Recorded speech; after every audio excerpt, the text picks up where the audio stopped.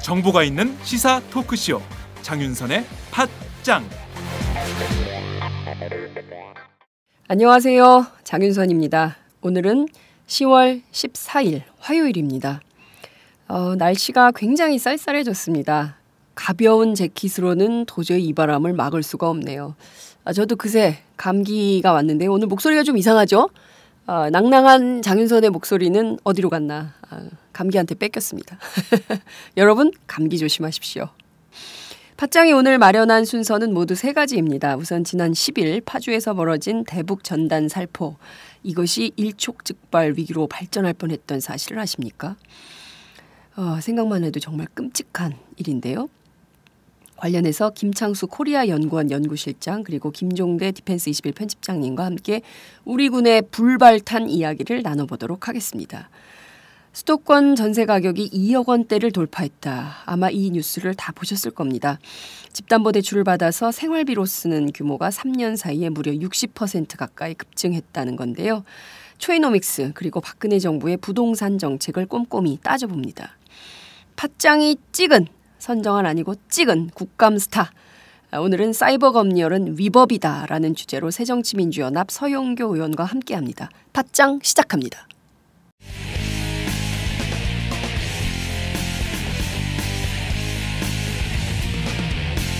2014 국감 스타. 2014 국감 스타 시작하겠습니다. 나도 카카오톡을 쓴다. 이 말은 어제 국회 법사위에 출석했던 황교안 법무부 장관이 한 얘기입니다. 사이버 검열에 대한 야당 의원들의 집중적인 질타가 이어지자 이렇게 면피성 발언을 한 건데요. 검찰이 네이버, 다음, 네이트 등과 함께 사이버상 허위사실 유포, 엄단, 범정부 유관기관 대책회의 문건이 공개가 되면서 현재 사이버 사찰 논란이 본격화하고 있는 양상입니다. 국회 법사위 서영교 의원과 함께 이 문제를 짚어보도록 하겠습니다. 팟짱이 찍은 국감 스타 넘버 5 서영교 의원을 모시겠습니다. 의원님 나와 계신가요? 예, 안녕하세요. 서영교입니다. 네. 국감 스타인가요, 제가? 국감 스타. 열심히 하겠습니다. 샤넬 넘버 5가 아니라 팟짱 넘버 5. 고맙습니다. 네. 정윤선의 팟짱 화이팅. 네. 뭐 인기가 많다 이런 얘기는 전혀 안 하시네요. 아니, 세간에 완전히 화제. 정윤선 기자의 팟짱이 듣는 사람이 되게 많은 거예요. 정말요? 정윤선 기자는 잘 모르니까 제가 현장을 돌아다니다 보면 네. 정윤선 기자와 서영교 의원이 같이 했던 서장톡 너무 잘 들었는데요. 요즘은 정윤선 기자가 혼자 해서 좀 외로운 것 같긴 한데 쌈박하고 좋다, 내용 좋다. 그래서 정윤선 기자가 되게 이쁘게 생긴 줄 알아요, 사람들이. 거기까지 전달드립니다. 막 고발하고 다니는 거 아니에요? 사실 그녀의 얼굴은 이렇다, 막 이렇게. 인상 좋다 그러지요. 네, 저랑 그 서장톡 하면서 의원님께서 굉장히 그 인기가 많으셨는데 예. 고정 코너가 없어지면서 굉장히 씁쓸해 하셨다는 얘기를 제가 들었어요. 서장톡을 하지 않음으로써 상당히 아쉬움이 있죠. 그리고 많은 분들과 만나는 좋은 장이었는데요. 네. 서장톡을 하지 않으니까 또 상대적으로 너무 좋은 것은 지역을 많이 다닐 수 있고요. 네. 또 지역 주민들하고도 이야기 많이 할 수 있고요. 그래서 또 지역구를 가진 국회의원으로서는 또 다른 장점이 있습니다. 네. 예. 네. 요소 잘 다니시면서. 네. 근데 서장톡이 만들어준 인기 덕분에 네. 예, 지역에 탄탄한 기반을 잡고 있습니다. 알겠습니다. 고맙습니다. 예. 정윤선 기자. 예. 본론으로 들어가도록 하겠습니다. 어제 법사위 국감 황교안 법무장관 출석을 했는데요. 세 번이나 사과를 했어요. 예. 어떤 내용을 사과한 겁니까? 우선은 어제 최대 이슈는 사이버 검열이죠. 네. 사이버 검열, 사이버 긴급조치, 사이버 사찰이라고 이야기되는 이 새로운 공안 정국, 네. 사이버 망명이 일어나기 시작했고 이름도 듣도 보도 못하던 텔레그램이라고 하는 네. 외국산 카톡으로 대한민국 국민이 150만이 갔단 말이에요. 네. 토속적인 우리의 기업 네. 다음 카카오톡은 휘청거렸고 주가가 1,000억대가 넘게 다운됐습니다. 네. 그러면 이것은 이유가 뭐냐 갑자기 네. 이렇게 했을 때 대검찰청이 박근혜 대통령이 9월 16일 날 네. 이런 말을 합니다. 대통령에 대한 모독이 도를 넘어서고 있다. 네. 그런데 이 도를 넘어서고 있다는 발언을 하자마자 네. 아주 발빠르게 검찰청에서 관계기관 회의를 합니다. 네. 그래서 발표하는 것이 뭐냐면 포털에서 허위 사실을 유포하거나 아니면 그 상시적으로 포털을 실시간 모니터링하겠다 이런 얘기를 한다고요. 네. 그러면서 이제 밝혀지기 시작한 게 내 카카오톡이 털렸다. 그리고 나랑 같이 했던 다른 사람도 털렸다. 네. 이런 이야기를 하면서 크게 이슈가 되고 있는데요. 네. 이럴 때 대검이 내놓았던 그 문건 그리고 회의했던 회의록 네. 이런 걸 저희 법사위원들이 입수를 한 거죠. 네네. 그 내용 자체가 법에도 없는 내용들을 하겠다라고 공공연하게 말을 한 겁니다. 네. 그래서 이 부분에 대해서 황교안 장관에게 집중 추궁을 했죠. 처음에는 괜찮은 거다. 네. 감시 안 합니다. 감시가 아닙니다. 계속 오리발을 내밀다가 네. 나중에는 잘못된 것이다. 오해 소지를 남겼고 이것은 그렇게 하지 않겠다라고 약속을 드린다. 그럼 사과하십시오. 네, 사과합니다. 이렇게 된 겁니다. 네. 그래서 그런 사과를 한번 했고요. 네. 근데 이분의 사과에 진정성이 있다. 이렇게 볼 수 있을까요? 진정성은 무슨 진정성입니까? 무섭죠. 뭐야 그럼? 오히려. 네. 자꾸 사과하라니까. 네. 중요한 건 절대로 이런 일로는 사과할 사람이 아닙니다. 네. 그런데 사과를 할 수밖에 없었던 것은요. 네. 대검이 내놓은 문건이잖아요. 그렇죠. 그 문건을 황교안 장관이 만든 문건이 아니거든요. 네. 근데 그 문건 자체에 법적 위반의 소지가 들어있었어요. 구체적으로 어떤 법적으로 좀 따져보면 어떤 게 예. 법률 위반 소지가 있는 건가요? 그 포털이나 이런 곳에 네. 허위 사실을 유포했다. 네. 이럴 때는 그냥 조사할 수가 없습니다. 선거법 같은 경우에 상대 후보를 낙선시킬 목적으로 허위 사실을 유포했다. 이러면 그거는 법 위반이 되거든요. 네. 미네르바 네. 세상의 문제에 대해서 경제적인 문제에 대해서 문제를 지적했어요. 근데 그것이 구체적으로 진실에 의하지 않더라도 네. 충분히 그럴 소지가 있기 때문에 미네르바 사건 위헌 났고 무죄 판결 났잖아요. 그렇죠. 이런 것처럼 인터넷에 허위 사실을 악의적으로 하는 것 말고 한다고 해서 그런 것이 법 위반이 되질 않습니다. 네. 그런데 그런 것을 찾아서 수사하겠다 이렇게 말을 했으니 네. 이것은 잘못된 것이죠. 그리고 상시적으로 포털을 네. 모니터링하겠다. 예. 아니 사실 열려 있는 곳이라도 볼 수는 있어요. 네. 그런데 상시적으로 모니터링하겠다라고 하는 것은 누가 무슨 글을 쓰고 누가 무슨 글을 쓰고 아니 그 일을 검찰이 해야 될 일이냐고요. 그래서 이런 것은 어디에 근거하냐 어느 법에 근거하냐 네. 법적 근거가 없습니다라고 답을 할 수밖에 없었고요. 그래서 이런 것이 대국민 감시 아니냐. 네. 감시는 아닌데 그럴 소지가 있군요. 그래서 이런 부분에 대해서는 사과드립니다. 이렇게 된 거죠. 네. 그럼 이건 밀려서 한 사과거든요. 네. 그리고 잘못된 자기네들의 판단에 대한 사과가 되는 거죠. 그래서 야당 국회의원들이 사실 법적으로 검찰이나 법무부가 네. 이야기를 하면 저게 다 법에 근거하나 보다 이렇게 생각되는데요. 법에 근거하지 않은 사찰이 될 상황인 거죠. 네. 그러니까 어제 하는데 네. 그럼에도 불구하고 그들은 할 겁니다. 왜냐하면 네. 대통령이 나를 모독해 이렇게 얘기했기 때문에 대통령 신규를 건드리면 안 되니까 네. 할 겁니다. 네. 근데 국민이 하지 못하게 해야죠. 네. 예. 그러면 사실 어제 폭로된 검찰의 문건은 사실 위법적 요소가 상당히 있는 그런 그렇죠. 내용이라는 거죠. 그럼요. 네, 사실상 위법적 요소가 있음에도 불구하고 대통령이 나를 사찰해? 아니, 잘못 얘기했다. 나를 모독하는 사람들을 그대로 둘 거야? 이렇게 된 거죠. 나를 모독해 이렇게 되니까 네. 검찰이 분명히 할 거다라고 했는데 실제로 실시간 검열이 가능한 건가요? 열려진 포탈은 다 실시간 검열이 가능하고요. 네. 그다음에 카톡은 실시간 감청이 불가능하다. 이렇게 이제 한교안 법무부 장관은 이야기를 하는데요. 네. 우선 카톡 털린 사람들의 이야기는요. 네. 일주일치 카톡을 압수수색하겠다. 그럼 일주일치 카톡을 줘요. 네. 지금 막 되고 있는 내용이 감청되지는 않더라도요. 네. 일주일치 동안 대화가 다 된 모든 것은 다 넘어가는 거죠. 그럼 그게 실시간 카톡이랑 뭐가 다르냐? 네. 실시간 감청이랑. 네. 그 다음에 국정원이 요구하는 것은 주로 패킷 감청 이런 게 있습니다. 패킷 감청. 예. 이런 것은요 거기다 꼽아놓고 실시간으로 진행되는 것을 볼 수 있는 거예요. 다음 카카오 측의 입장은 우리한테는 그 패킷을 꽂아야 되는 그게 없다. 그래서 불가능하다. 그리고 그 검찰의 요구에 응하지 않겠다. 공무방해 혐의로 나를 수사해라. 뭐 이런 입장이더라고요.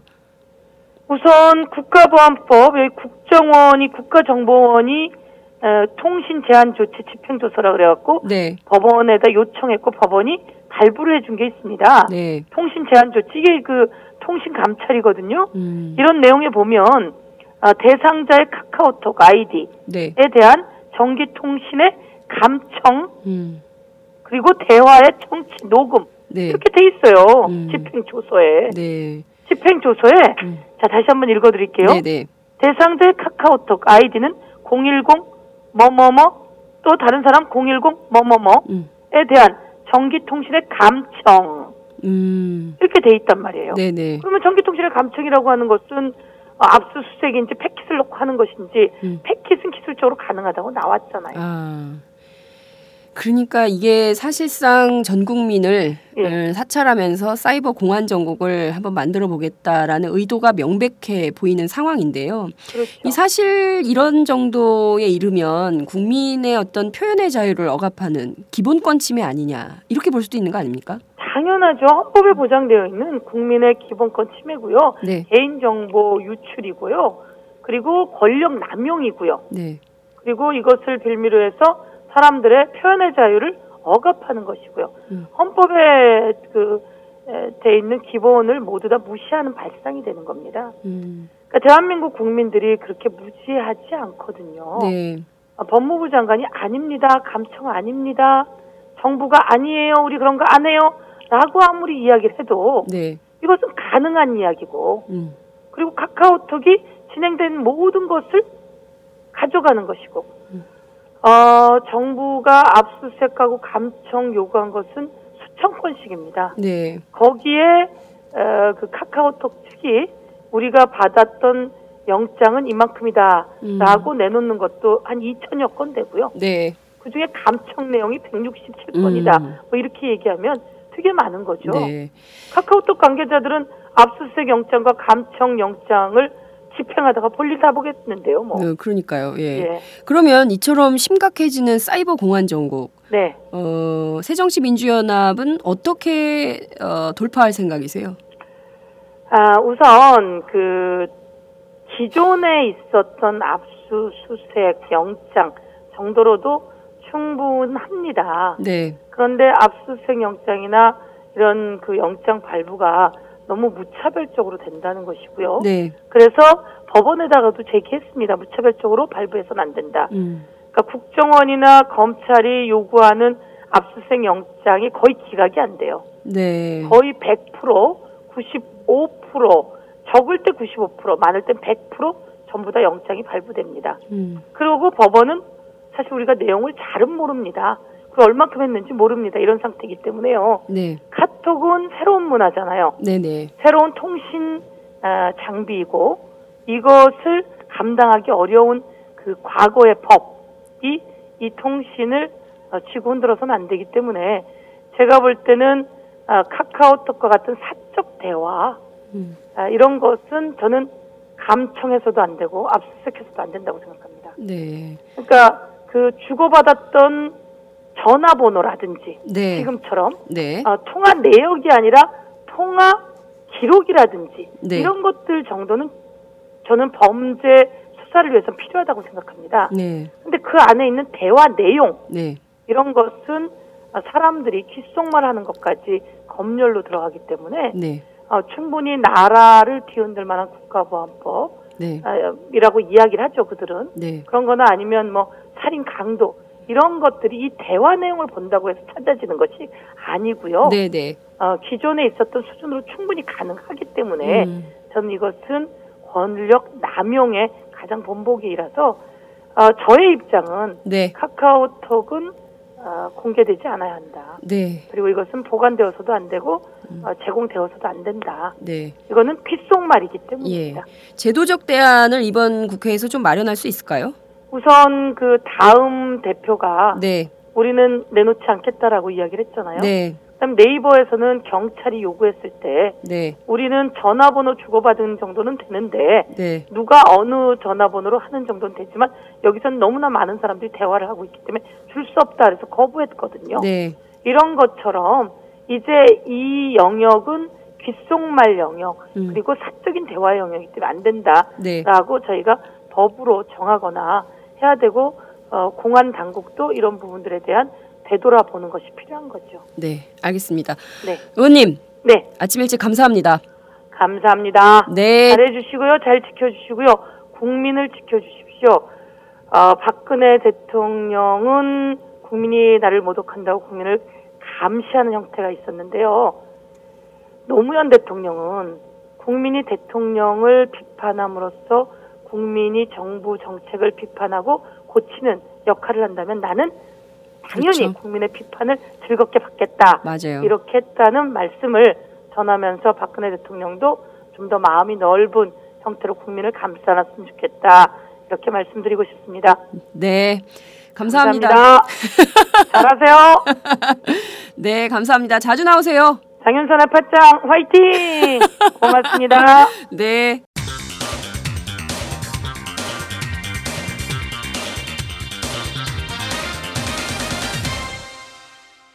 전혀 다른 뉴스.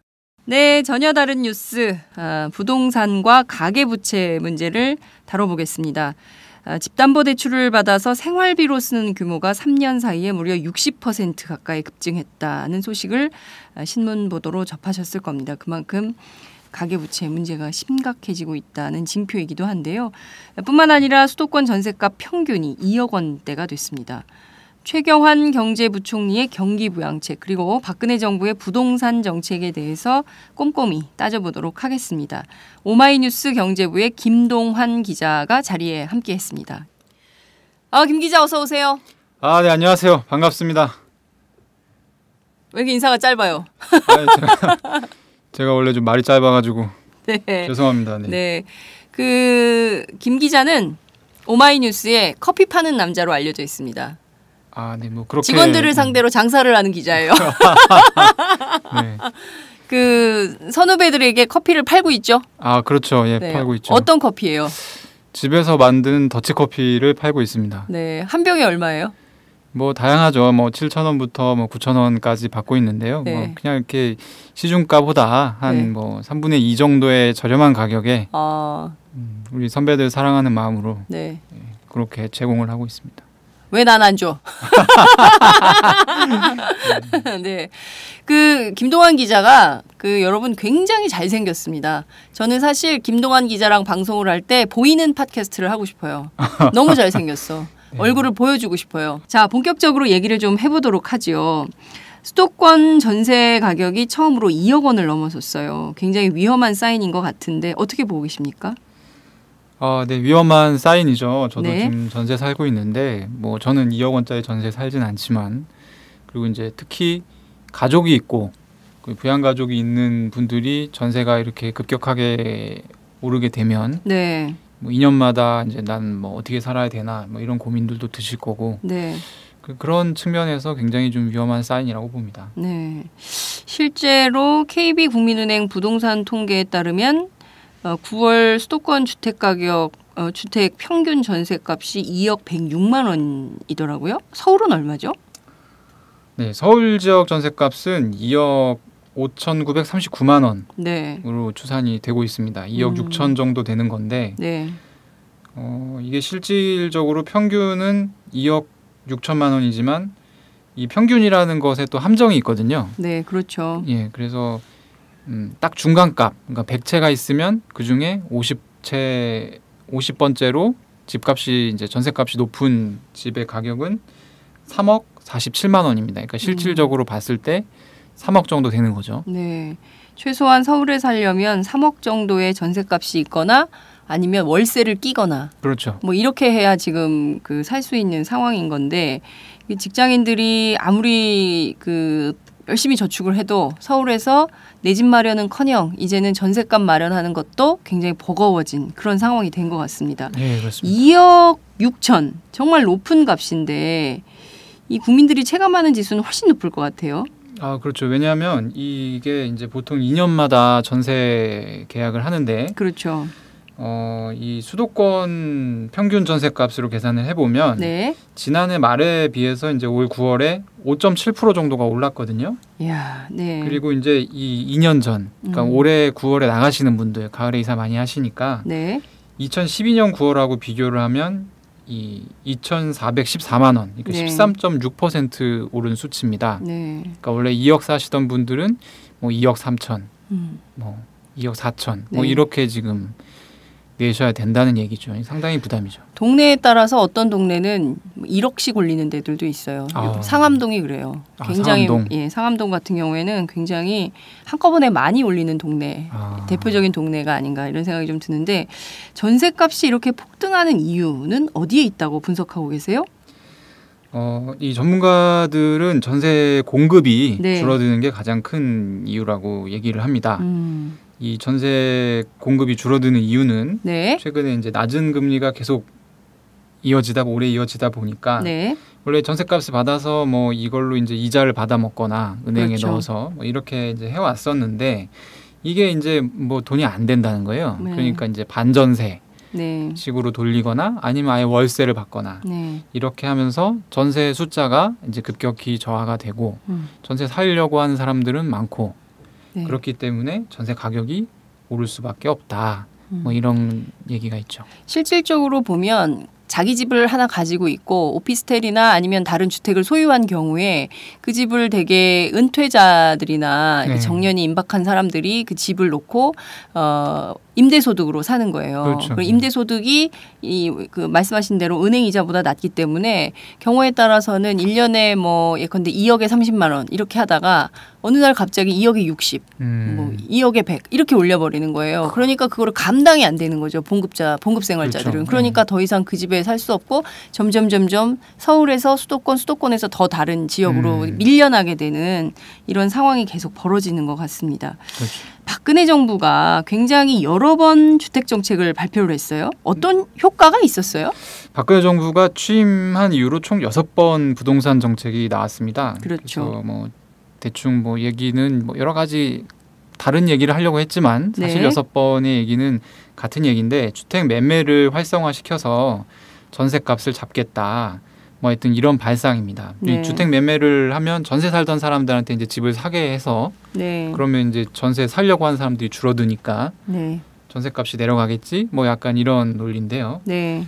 결과적으로는 처참한 실패를 맛보고 있습니다. 네. 지난 계속 올랐잖아요, 전세값이. 그렇죠. 예. 출범한 게 지난 2월인데 네. 지난 2월부터 그러니까 작년 2월부터 올해 9월까지 수도권 아파트 평균 매매가가 2.3% 떨어지고 네. 전세 가격은 14% 정도 올랐습니다. 그러면 이 정도가 됐으면 정부가 주택 정책을 좀 바꿔야 될 것 같은데 이른바 초이노믹스로 알려진 경기부양책에 따르면 집을 더 사라는 거 아닙니까? 그렇죠. 네. 빚내서 집을 사라. 그러면 정부가 일정 이자를 깎아주겠다. 라는 식으로 가는 그렇죠. 이 정책. 이 성적도 상당히 볼품없죠? 예, 이게 문제가 뭐냐면 네. 요즘에 또 그 소득들이 네. 지금 오르지를 않고 있지 않습니까? 그렇죠. 뭐 봉급도 안 오르고 뭐 네. 그러다 보니까 이 사람들이 빚을 내서 집을 사는 게 아니라 네. 생활비를 충당을 하기 위해서 빚을 내는 경우가 많아요. 그렇죠. 그래서 이제 올해 같은 경우 올해 1월부터 7월까지 국민, 신한, 우리, 하나, 기업은행 네. 이 5개 시중 주요 은행에서 네. 주택담보대출로 나간 돈이 51조 8천억 원 정도인데 예. 이 중 절반 정도가 주택 구입 용도가 아닌 용도로 사용이 됐습니다. 그럼 무슨 용도로 사용이 된 건가요? 그러니까 이제 집 담보를 잡고 네. 돈을 빌려서 생활비로 썼다. 뭐 이렇게 지금 추측이 되고 있는 거죠. 야, 이거 진짜 그 IMF 때처럼 길거리로 나앉는 사람들이 많아지는 거 아닙니까? 빚을 감당할 수 없는 수준으로 정부가 만들고 있는 거 아닌가요? 결국엔 그렇게 국민들을 볼 수 있죠. 경제적 파국 상황으로 정부가 몰고 가는 게 아닌가라는 생각이 좀 드는데요. 이를테면 지금 같은 상황에서 주택담보대출을 받아서 그걸로 일부는 생활비로 하고 또 일단 급하니까 빚을 내서 그 목돈을 가지고 사업비, 자영업을 그렇죠, 자영업. 좀 치킨집 시작하는. 차리고 그렇죠. 뭐, 치킨집 차리고. 근데 치킨집을 차려봐야 1년 안에 망하는 비율이 폐업하는 비율이 예, 60%가 넘는다는 그렇죠. 거 아닙니까? 오늘 국회에서 예, 나온 예, 자료에 예. 따르면. 그런데 이 같은 상황에서 정부가 특단의 대책을 좀 내세워야 될 것 같은데요.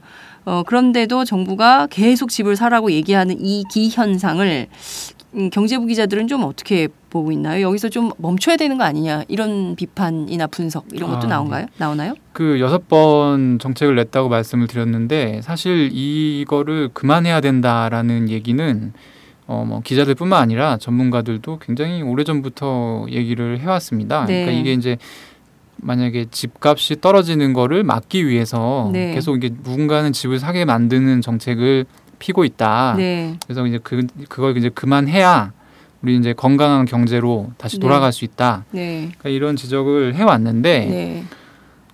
사실 이제 이 전세가 폭등의 역사를 보면 네. 2009년 9월 이후로 전세가가 계속 올랐어요. 네. 근데 이 부동산 쪽 공부하는 교수들 얘기를 들어보면 네. 이렇게 오랫동안 같은 현상이 교정이 안 된 적이 없답니다. 그러니까 만약에 이제 집값이 너무 오르니까 내려야겠다, 네. 잡아야겠다. 네. 정부가 정책을 펴는데 네. 이런 하여튼 사회적인 문제적인 현상이 나타났는데 네. 2009년부터 지금 거의 한 5년 됐잖아요. 예. 이렇게 오래 간 적이 없대요. 그래서 이제 사실상 정부한테는 전세가를 잡는 그런 의지가 없다. 네. 이런 얘기를 하더라고요. 예. 제가 이제 어제 만난 분은. 그래서 이제 뭐 그런 시각들이죠. 아무래도 이제 계속 뭐 정책을 보고 네. 또 현장에 나가보고 뭐 네. 기자들은 뭐 그렇게 생각을 하고 있는 것 같습니다. 네. 이를테면 넉넉해서 여유가 있어서 집을 사는 사람들보다는 당장의 생계를 위해서 일단 집을 사고 그걸로 그렇죠. 돈을 빼서 담보대출을 받고 왜냐하면 DTI나 이런 규제가 완화가 됐으니까 일단 사고 해서 대출 받아서 사업을 하든 뭘 하든 쓰고 그러고 나서 어떻게 되면 파산이 되게 만드는 이런 극단적 상황으로 이제 정부가 몰고 가고 있는데 중요한 거는 사실 사람들이 그래요. 요새는 집 사는 거에 별로 관심도 없어요. 서바이벌이 중요하다. 그렇죠. 한국 사회에서 어떻게든 살아남아야 되는데 그 살아남기 위한 조건이 마련이 되지 않아서 그것 때문에 사람들이 굉장한 불안감과 왜냐하면 취직도 잘 안 되죠. 그렇죠. 뭐 직장에 간다 한들 또 금방 쫓겨나죠. 월급은 아까 말씀하신 대로 월급 빼고 다 오르잖아요. 그렇죠. 과자값 뭐 다 올라도 세금 다 오르는데 그렇죠. 월급은 계속 그대로예요. 이 소득 불균형의 사회를 혁파하지 않으면 한국 경제에 대안은 없다. 뭐 이런 얘기들이 계속 나오는 것 같습니다. 집 없는 서민들 어떻게 해야 됩니까? 이거를 기사들이 기사를 쓸 때마다 물어봐요. 사실 만나면 네. 뭐 어떻게 해야 되냐. 네. 그러면 뭐 보통 이제 진보 쪽에 있는 어떤 학자들은 약간 집을 사면 안 된다. 네. 왜냐하면 떨어지게 돼 있으니까 지금 이게 인위적으로 막 부양을 억지로 하고 있는 거기 때문에 네. 이게 떨어지고 그때 만약에 집 산 사람들은 큰 피해를 볼 수 있다. 네. 이제 이런 식으로 이제 얘기를 하는데 요즘에는 약간 또 다른 목소리들도 나오고 있어요. 네. 바닥을 친 거 아니냐? 뭐 바닥을 쳤다고 볼 수도 있고, 근데 이제 주요한 이제 지표 중에 하나가 전세가율인데 네. 주택 매매가 대비 전세 네. 가격의 비율을 전세가율이라고 하는데요. 네. 전세가율이 70%를 돌파했기 때문에 네. 거의 전세 가격이랑 매매 가격이랑 이제 큰 차이가 없다. 지금 네. 그렇게 되면 전세 대출보다 그 주택담보대출이 이자가 훨씬 싸거든요. 네. 그러니까 이제 뭐 거품이 없는 지역, 네. 비강남권 네. 뭐 이런 데는 실수요자라면 네. 뭐 한번 살아볼 수도 있다. 사는 것도 좋겠다. 사는 것도 뭐 한번 고려해 볼 수 있는데 여기 이제 단서가 붙습니다. 네. 지금 이렇게 이제 주택담보대출 받아보신 분은 알겠지만 네. 금리에는 두 가지가 있거든요. 네. 변동금리하고 고정금리가 있는데 예. 변동금리는 이제 6개월에 한 번씩 바뀌어요. 그렇죠. 시장금리에 따라서 오르고 내리고 하는데 그렇죠. 이제 고정금리는 처음에 그대로. 계약서에 이제 사인한 대로 그대로 그대로 가는 가는 거죠. 거죠. 예. 네. 이 지금 이제 상황이 네. 앞으로 금리가 오를 가능성이 높기 때문에 네. 변동금리로 하면 위험하다. 대출을 받는다 하더라도 고정금리로 고정금리로 받아야 받아야 된다. 된다. 안 그러면 변동금리를 제시할 경우에는 이자 그렇죠. 내기에 예. 허덕될 수 있다. 예. 그 점을 키포인트로 그렇죠. 생각해. 미국에서는 네. 주택담보대출을 할 때 이 네. 변동금리를 안 해준답니다. 이거를 약탈적인 대출로 간주를 한대요. 네. 그래서 뭐 그건 좋네요. 예, 국감 때 이제 또 뭐 홍종학 의원이 수정치, 네. 의원이 그런 감수성이 좀 있어가지고 얘기를 한참 했었는데 네. 되게 약탈적 대출인데 우리나라는 이게 참고로 말씀을 드리면 올해 이제 나온 대출 중에 96%가 약탈 발음도 안 되네. 예, 약탈적 그렇죠. 대출. 변동금리. 예, 변동금리. 예, 고정금리는 4% 정도밖에 안 된다. 네. 심각한 상황인 것 같습니다. 집값 문제 그리고 서민 경제를 정부가 등쳐서는 안 될 것 같은데 정부가 계속 경기부양책을 쓰면서 국민의 마음을 더 얼어붙게 만드는 상황인 것 같아서 안타깝네요. 김 기자 오늘 감사합니다. 예, 제가 감사합니다. 또 잘생겼다고 칭찬도 해주시고 많이 들을수록 좋은 칭찬. 네. 자주 나오세요. 네. 알겠습니다. 감사합니다. 지금까지 오마이뉴스 경제부의 김동환 기자였습니다.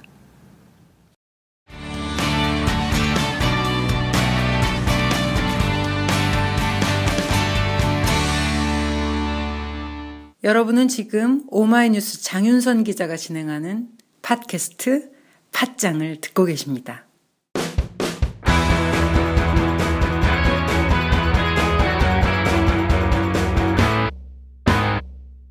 색깔 있는 인터뷰. 색깔 있는 인터뷰 들어가도록 하겠습니다.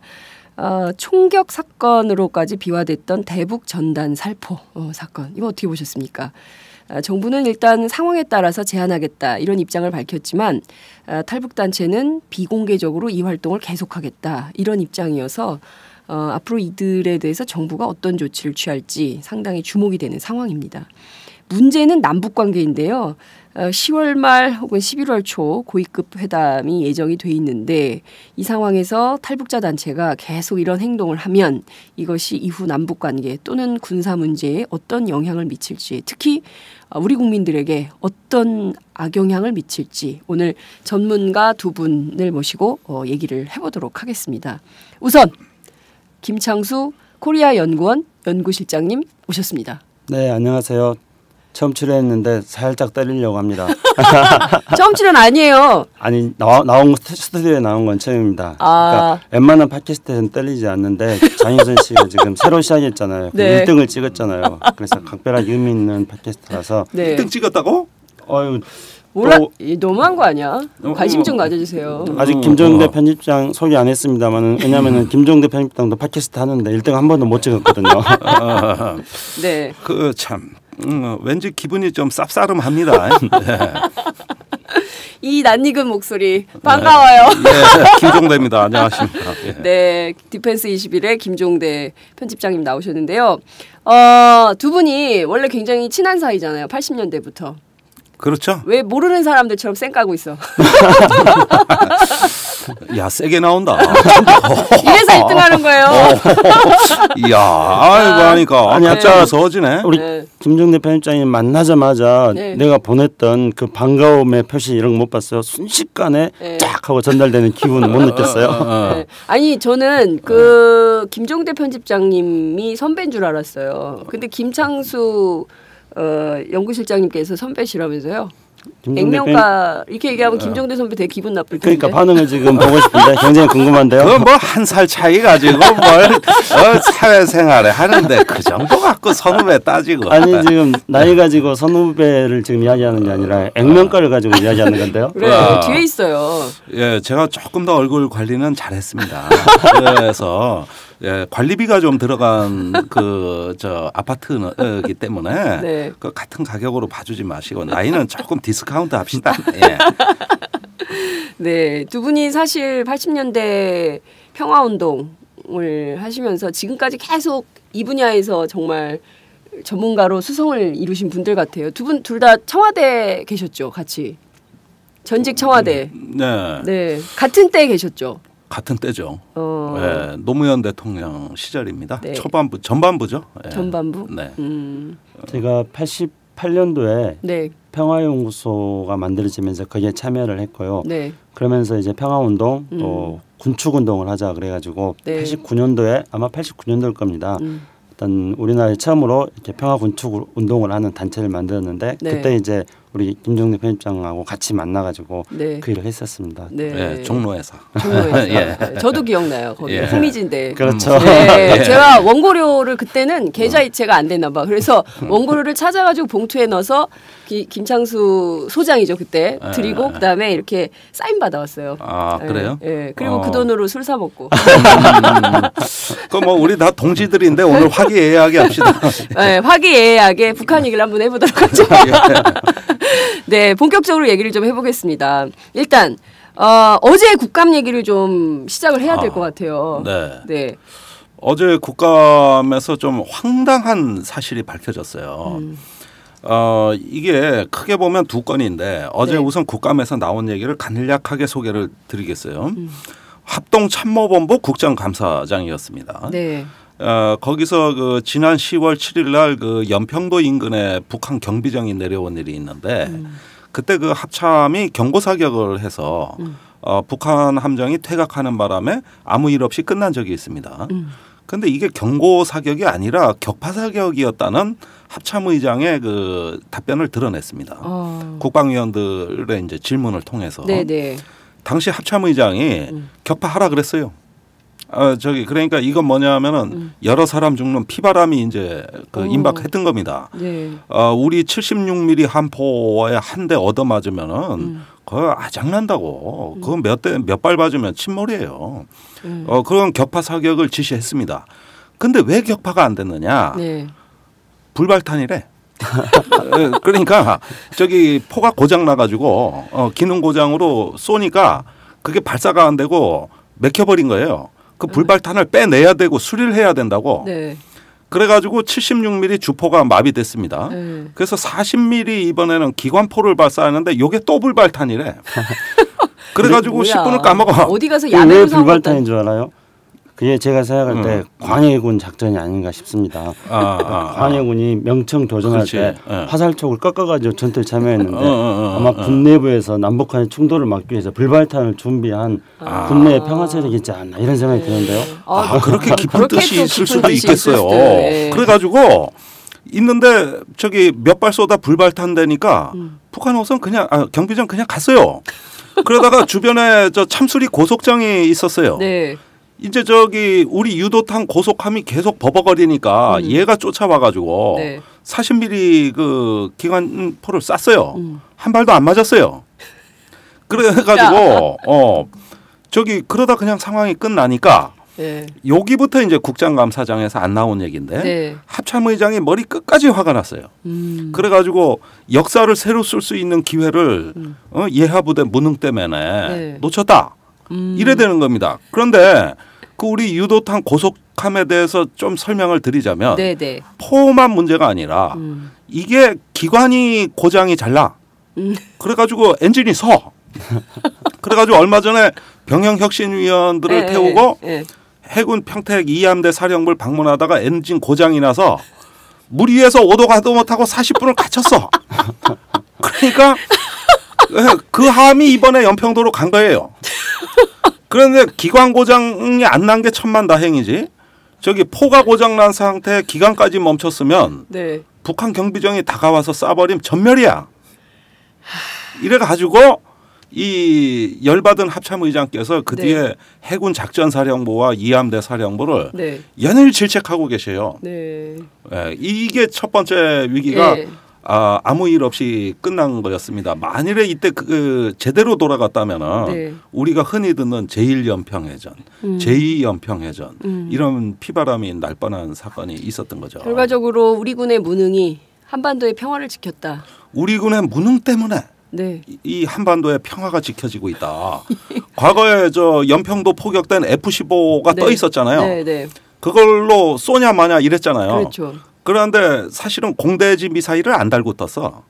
그 사실을 모르고 합참에서 저걸로 쏘냐 마냐 토론이 벌어지는데 이명박 대통령한테는 미군한테 물어보고 쏴야 됩니다. 왜?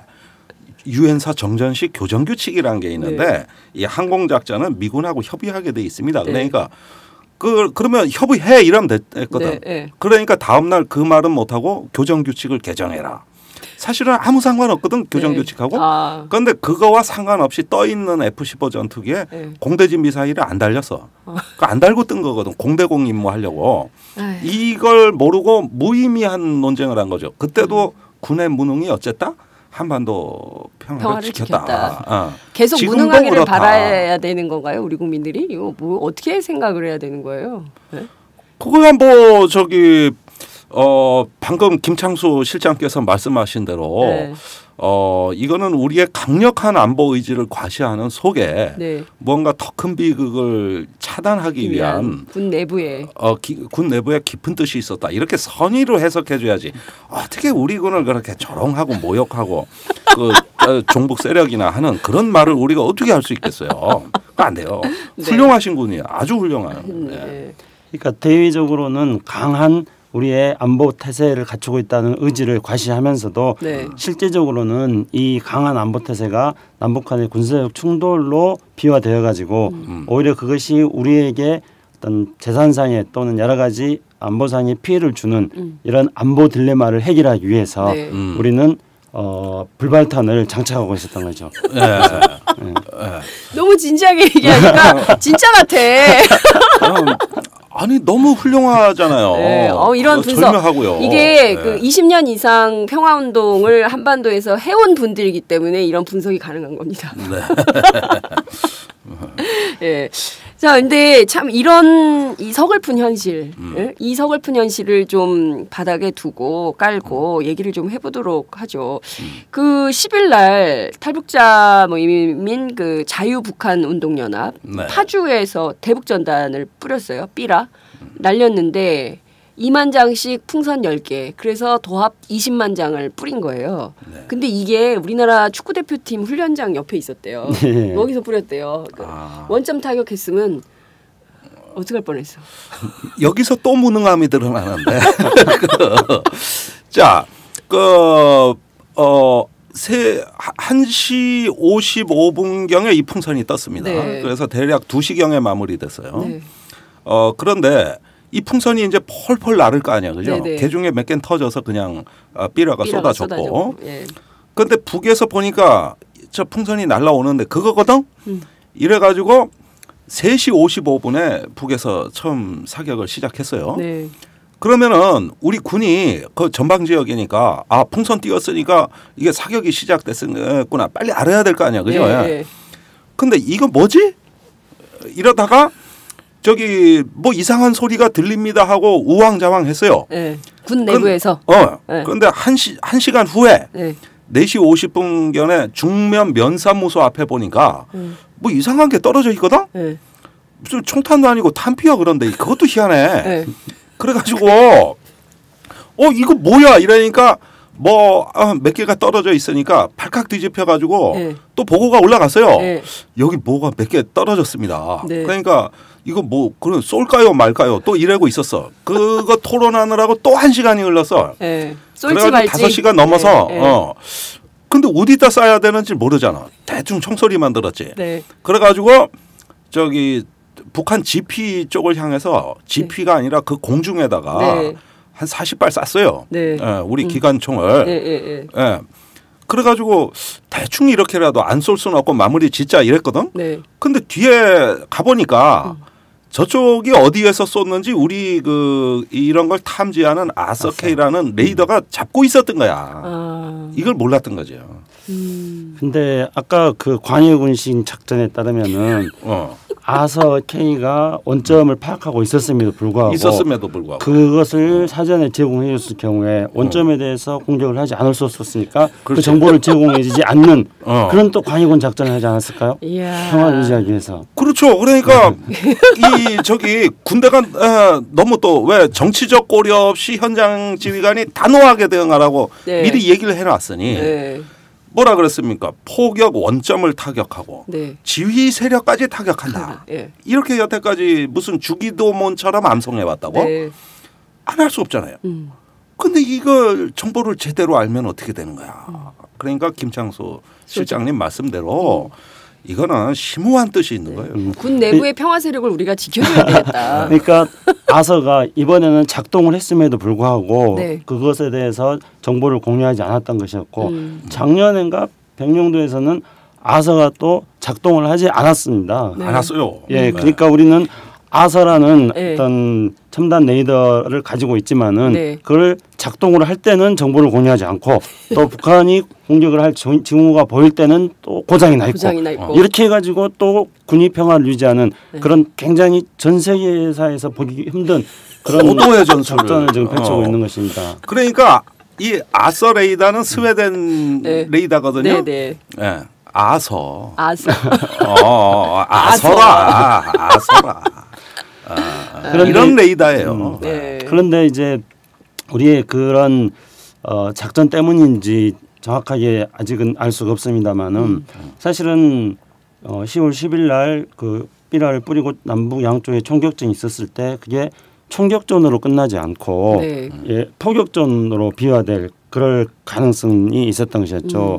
북한에서 장사정포를 쏘려고 발사 준비 태세로 전환했었고 네. 우리도 K9을 움직여가지고 거기에 대응하려고 하고 있었고 네. 그리고 대구에서는 F-15가 발진 준비 태세에 있었다 그럽니다. 네. 그리고 이제 진돗개 하나를 발령했고요. 예. 그런 상황에서 다행히 상황이 더 이상 진전되지 않았고 그러니까 더 이상 진전되지 않았던 것은 바로 아서 레이더의 정보를 공유하지 않았기 때문에 더 이상 아서래잖아. 아서. 상황이 더 이상 진전되지 않았는데 만약에 상황이 진전돼 가지고 네. 우리가 원점 타격했을 경우에는 북한의 대구용 포가 네. 타격을 하게 되었던 것이었고 예. 그랬을 경우에는 우리의 F-15기가 대구에서 발진해 가지고 또 네. 공격을 하게 되는 이런 상황으로 가는 사실상 일촉즉발의 그런 위기 상황이었습니다. 네. 이 일촉즉발의 위기 상황을 막은 것은 네. 바로 앞에 말씀드렸던 그런 광해군 작전. 그런 거죠. 아니 근데 우리가 사실 전술이야. 이게 웃으면서 우리가 얘기하지만 이게 사실 굉장히 심각한 얘기입니다, 그렇죠. 여러분. 이게 보통 심각한 얘기가 아니에요. 이게 사실 우리 국민 다수가 어마어마한 민간인이 피해를 입을 수도 있었던 엄청난 사건을 우리는 지금 군의 평화 세력 이렇게 얘기를 하고 있지만 이 심각한 상황에 대해서 정부가 별로 생각을 안 하고 있는 것 같아요. 그러니까 박근혜 대통령이 작년에 국방부 와서 한 얘기가 뭡니까? 네. 정치적 고려를 하지 말고 군은 현장 지휘관이 단호하게 대응해라. 나한테 쏠까요 말까요 묻지 마라. 네. 니들이 알아서 해라 그랬거든요. 네.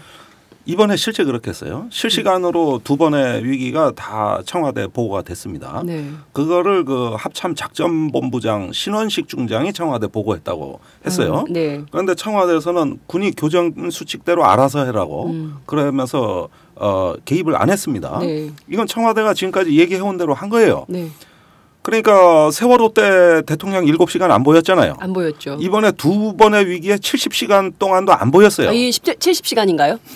그래 이 역시. 10월 7일부터 네. 10월 10일까지니까 72시간 아닙니까? 72시간. 예. 그런데 이 4월 동안에 박근혜 대통령이 여기에 대해 뭐라고 입도 뻥긋한 그러니까요. 내용이 없어요. 그러니까 뭐냐면은 작년에 그 얘기 군이 알아서 해라 이 얘기는 뭐냐면 내 국군 통수권 내려놓겠다. 군인이 주도해서 해라. 그렇게 숭고한 뜻이 있는 거예요. 이렇게 숭고한 뜻이 있는 거예요. 그러니까 결국은 요즘은 군이 맘대로 하기 좋아요. 그러니까 이제는 저기 정치권 청와대 눈치 보지 말고 강력히 대응하면 되는 거예요. 근데 왜 못했느냐? 아서라 그랬기 때문에. 그래서 그거 아니면 불발탄. 그거 아니면 불발탄. 이것 때문에 안 된 거예요. 네. 그래서 요즘 합참의장이 화가 많이 나겠어요. 역사를 새로 쓸 뻔했는데 네. 이렇게 돼서 우리 군이 역사를 새로 쓸 뻔했는데 그 바람에 군이 그렇게 해줬기 때문에 어제 박근혜 대통령이 그 통일준비위 회의에서 5.24 조치 얘기도 하시고 북한하고 대화해야 된다. 5.24 조치도 남북이 만나 전향적으로 얘기할 수 있다. 이런 말씀이 계실 수 있었던 거예요.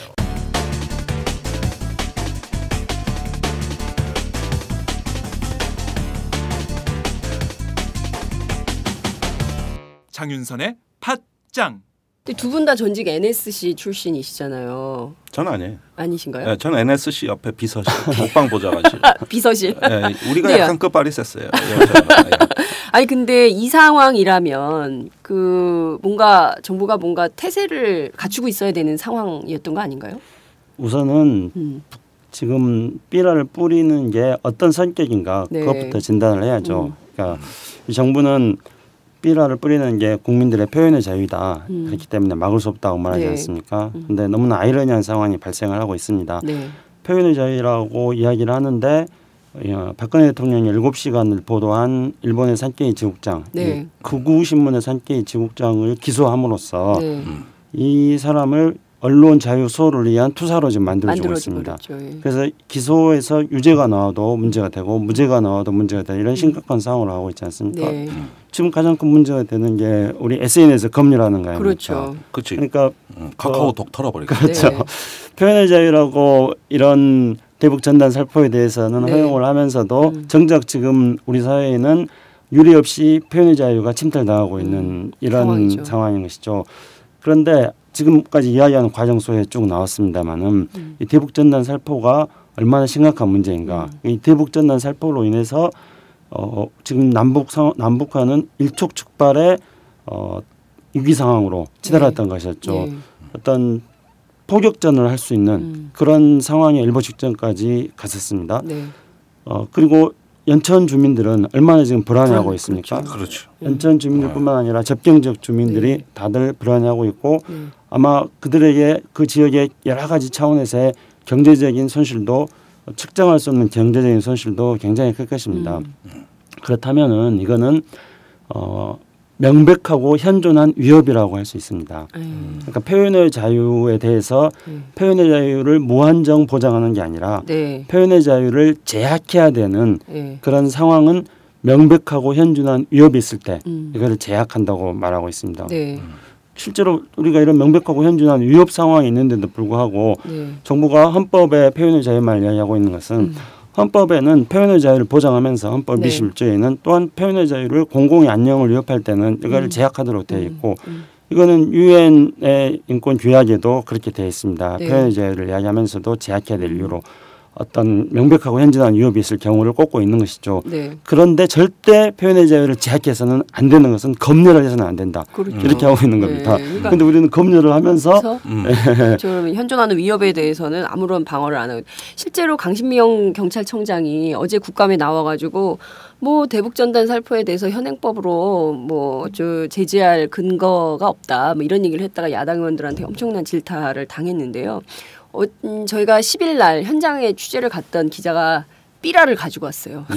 삐라를 주워 왔어요. 예, 그 공책도 안 받고 연필도 안 받고 그냥 삐라만 주워 왔어요. 예. 근데 경찰이 현장에서 별로 제지를 안 했대요. 그러니까 뭐 적극적으로 이거 하지 말아야 된다, 하면 안 된다 이게 아니라 그냥 보고만 있었다는 거죠. 표현의 자유라는 거 아니에요. 표현의 자유. 그렇지만 그들의 표현의 자유 때문에 주민들의 그 포탄이 날아왔을 때 이게 생명의 위협을 당하고 있는 이 상황을 네? 정부가 이렇게 방조해서는 안 되는 거 아닌가요? 글쎄, 저도 지난주에 한겨레 주말판에 군 인사 관련 기사를 썼는데 네. 청와대가 지랄을 하대? 그러더니 나한테 지금 압박을 가하고 있거든요. 뭐라고요? 고치라고. 그래가지고 네. 그게 한겨레 온라인 톱으로 올라갔거든요. 잘 됐네. 내가 이 삐라를 갖고 가서 네. 표현의 자유다. 헌법 위반이다 니들. 네. 아, 잘 됐네. 참 좋은 정부야. 그러니까 표현의 자유를 어떤 식으로 어떨 때는 허용하고 어떨 때는 제약을 해야 되냐면요. 네. 그게 이제 미국의 그 대법원 판결로서 유명한 이야기입니다. 네. 우선은 들판에서 우리가 불이야하고 소리를 지르는 것은 그거는 표현의 자유입니다. 네. 그런데 많은 사람들이 있는 어두운 극장에서 표현의 자유 아니 불이야하고 외치는 것은 그거는 명백하고 현준한 위협입니다. 이거는 제약을 해야죠.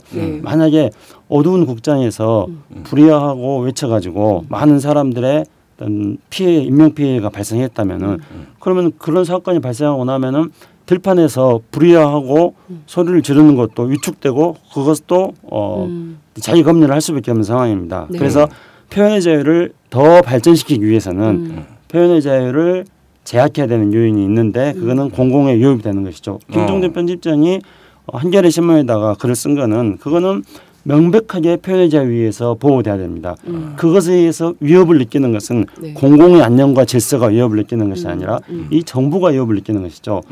표현의 자유를 보장해야 되는 것은 공공의 안녕과 질서를 위해서 표현의 자유를 보장하면서 그걸 위해서 제약하는 건데 지금 현재 김종대 편집장이 글에 대해서 문제 삼는 것은 정권의 안보를 위해서 정권의 안전을 위해서 지금 표현의 자유를 억압하려고 하고 있는 것이기 때문에 네. 이거는 그렇지. 당연히 김종대 편집장이 좀 맞서야 되는 것입니다. 그러면 여기 저 삐라가 네 종류예요. 네. 예, 이게 과연 그 저기 표현의 자유인지 제가 이게 우리 또 탁월한 대북 전문가시고 제가 창수 형한테 항상 이 조언을 받고 있으니까 네. 여기 보니까 종류가 참 다양하고 생각보다 뭐 사진 잘 나왔네. 인쇄 상태도 좋고. 예. 그 사이에 이게 열려요. 그래서 그 사이에 1달러를 넣을 수 있어요. 아, 요게 비닐에 인쇄된 건데 비닐 네. 봉지군요. 그러니까 봉지예요. 중간이 네. 예, 이렇게 가로 벌어질 20cm, 수 세로 있게 10cm. 그래서 예, 돼 그 있어요. 안에 이게 원래 달러를 이제 2004년도에 최초로 그냥 작은 풍선에다가 날릴 때는 종이를 했었죠. 했었는데 그 이후에 이제 수소를 주입하면서 대형화되는 거죠. 이 진화가 됐습니다. 그러면서 물에 빠지더라도 젖지 않게 이런 이제 기술을 이용해 가지고 이 전단지 삐라를 만들었습니다. 근데 이게 가장 문제가 되는 거는 북한의 최고 지도부들을 모욕하는 그런 내용들이 담겨 있기 때문입니다. 제가 뭐 이 내용들에 대해서 여기서 차마 말하기 어려울 정도의 그런 표현들이 많이 있는데요. 네. 북한은 우리가 잘 알다시피 어떤 유일 체제지 않습니까? 그렇죠. 그리고 북한에서는 최고 지도부가 최고 지도부를 만약에 모독할 경우에 예를 들면은 노동신문에 최고 지도부의 사진이 있는데 네. 그걸 훼손해도 북한에서는 이게 심각한 문제가 되는 거예요. 그러면 이런 최고 지도부를 이런 식으로 막 뭐 어떤 모욕을 해가지고 뭐 여자 문제까지 심지어는 포함해가지고 이런 것들을 북한에 뿌렸을 때 북한의 공안기구에 있는 사람들은 네. 이거에 대해서 당연히 화를 내지 않을 수가 없는 것입니다. 그렇게 해야지 자신의 어떤 충성심 이런 것도 과시할 수 있는 거고 이거를 화를 내지 않을 경우에는 왜 최고 지도부를 모독한 거에 대해서 아무런 대응을 하지 않느냐. 그게 문제가 되는 것이죠. 네. 그렇기 때문에 북한은 반발하는 것인데요. 네. 그래서 우리나라에 이제 삐라를 뿌리는 그런 사람들 사이에서 토론을 해가지고 네. 제발 그 김정일 위원장의 여자 문제 이런 것만을 좀 다루지 말자 네네. 이런 의견을 어느 분이 내기도 했습니다. 그러니까 이 김정일 위원장 여자 문제를 빼면은 총탄 안 들고 전쟁터에 나가는 거다. 불발탄을 가지고 함대 이 배에다 실어 놓은 거다. 이런 것하고 지금 똑같은 거기 때문에 네. 그래서 우리는 불발탄을 안 시켰다. 총을 가지고 전투에 나가겠다. 그렇게 해서 지금 이 김정은 위원장에 대해서 이렇게 북한이 모독적으로 느낄 수 있는 그런 표현들을 담고 있는 것입니다. 네. 그 당장 10월 말에 고위급 접촉을 하고 어저께 말씀하신 대로 통일준비위원회 열어가지고 대통령이 직접 대화에 나서야 된다. 뭐 이런 얘기를 했어요. 근데 그 이게 계속 가면 좀 문제가 될 거 아닙니까? 예, 우선은 이제 북한에서 강력하게 반발을 했다가 네. 그러다가 이제 고위급 그 접촉은 하겠다는 그런 입장을 표명하고 있습니다. 네. 근데 조금 다행스러운 것은 박근혜 대통령이 어제 통일준비위원회 2차 전체 회의에서 네. 전쟁 중에도 대화는 해야 한다. 된다. 네. 그건 우리들이 늘 사용했던 말이거든요. 그렇죠. 네. 맞아요. 그런데 이제 박근혜 대통령이 그 말을 뭐 차용했는데 뭐 이런 건 환영할 만한 일이라고 생각합니다. 네. 그러면서 이제 오이사 조치에 대해서도 네. 태엽을 올려놓겠다. 네. 물론 이제는 그 전단 문제는 이야기하지 않았습니다만은 그렇게 이야기를 함으로써 남북 고위급 접촉을 진행시켜 나갈 수 있는 그런 일단은 좀 동력은 확보했다 그렇게 생각합니다. 그런데 남북 고위급 접촉을 예정한 게 10월 말에서 11월 초니까 네. 그 기간 동안에 또 삐라 살포를 계속 하게 될 경우에는 네. 북한의 또 반발이 예상되는 것이죠. 그렇기 때문에 우리 정부 입장에서는 현재 남북 대화를 통해 가지고 뭔가 풀어보려고 하고 있는데 그랬을 때 삐라 살포가 남북 대화를 하려고 하는 정부의 정책하고도 어긋나게 되는 것입니다. 네. 그러면 이런 경우에도 우리가 표현의 자유를 어떤 제재해야 되는 그런 상황에 해당되는 것이죠. 그리고 심리전을 할 때 네. 심리전의 효과를 거두기 위해서는 몇 가지 요소가 있습니다. 근데 핵심적인 것은 네. 선전은 진실이 최고의 수단이다. 여기에 입각해야 되는 것입니다. 심리전도. 그래서 심리전에 있어서도 이런 북한 사람들이 느낄 수 있는 이거는 진실이구나. 네. 거부하지 않고 받아들일 수 있는 이런 내용이 돼야 되는데 이렇게 북한의 최고 지도부를 비방하는 것을 보면은 북한 사람들도 이거를 받아들이지 않습니다. 대화하자고 하면서 계속 상대방을 자극하면 말하기가 싫어지잖아요. 그 부분에 대해서 그 아주 권위 있는 지적을 제가 받은 적이 있는데 네. 과거 동서독이 분단돼 있을 때 이 전단 살포와 같은 심리전이 굉장히 많았습니다. 그렇죠. 그런데 그 심리전 사령부의 사령관이 지금은 이제 퇴역한 부크밴더 대령이라고 당시 서독의 그 네. 대령인데 이분이 연세대학교에서 얼마 전에 강연을 할 때 저희가 취재를 했죠. 네. 이 양반이 와서 제일 놀란 게 이 대북 전단이에요. 효과가 없다 이렇게 하는 거죠. 뭐 리설주 뭐 저기 무슨 나치 합성 사진 네. 이런 거 막 네. 그런 걸 보고 깜짝 놀랐어요. 이렇게 합니까? 이게 무슨 효과가 있을까요? 그러니까 그 서독이 뿌린 전단에서는 단 한 번도 동독 체제를 비난하지 않았습니다. 단 한 번도. 네. 그러면 뭘 뿌렸느냐? 서독의 백화점 물가 시세, 중고차 시세, 네. 최근에 어떤 그 저기 시장 경제 이러면서 어떤 체제 조금 이렇게 우월성, 동독 사람들이 관심을 가질 만한 거 네. 이것만 뿌렸는데 대성공을 거뒀어요. 아주 뭐 엄청난 성공을 거뒀죠. 그것이 나중에 이제 독일 통일로 연결되면 어쩌면 이게 더 이런 방식이 북한으로서는 더 위협적인 방식이 될 수 있는데 반면에 지금과 같이 네. 이렇게 조금 이거는 북한 주민들은 고사하고 우리 국민한테 보이기에도 참 낯이 뜨겁고 민망한 천박한 그렇죠. 내용인데 네. 예, 이것은 사람을 조롱하고 모욕하기 위한 목적 이런 식으로 작성이 된 건데 이거는 북한 주민은 고사하고 우리 국민들한테도 사실 민망합니다. 그런데 이런 부분들이 그 북한 주민들이 받아봤을 때는 나도 뭔가 가치 있고 잘 살고 싶은 거거든요. 네. 근데 정치적인 얘기하고 이렇게 어떤 그 굉장히 좀 치졸한 얘기를 하게 되면 네. 상당한 반감도 가질 수가 있다. 그렇죠. 그래서 이 삐라를 만약에 네. 우리 국민들한테 보여준다면은 지금도 우리 국민들은 삐라가 북한을 불필요하게 자극해서 남북 간의 충돌을 유발시킬 수 있고 남북 대화에 도움이 안 되기 때문에 네. 국민들의 다수는 정부가 삐라 살포를 막아야 된다, 차단해야 된다 그렇게 이야기하고 있습니다. 네. 10월 1일 날 발표된 서울대 통일평화연구원의 여론조사 결과에 따르면 그렇게 네. 나와 있습니다. 근데 만약 이 삐라 내용들을 우리 국민들한테 보여주면은 우리 국민들은 앞에 말씀드렸던 그런 이유를 떠나서 내용이 너무 조악하고 천박하기 때문에 네. 이걸 보내면 안 된다 그럴 것입니다. 그래서 심리전에 있어서 기본은 아까 말씀드렸듯이 진실에 까게 된다는 것이지만 또 하나는 어떤 격앙되고 감정적인 그런 내용을 담으면 안 된다는 것입니다. 그리고 정부 정책하고 어긋나는 그런 내용의 심리전이 됐을 경우에는 효과가 제로입니다. 네. 그래서 아까 이제 우리 김종립 편집장께서 그 서독이 독일에 대해서 했던 걸 말씀하셨는데 네. 서독도 그렇게 이제 군과 민간이 나서 가지고 대서독 대동독 심리전으로 삐라를 살포했습니다. 네. 근데 그게 효과는 있었습니다만은 이제 동방 정책을 펼쳐나가기 위해서 네. 그래서 삐라 살포를 서독에서 어느 순간 중단했습니다. 자제했죠. 그렇죠. 네. 70년대에 들어와서 그거를 중단했습니다.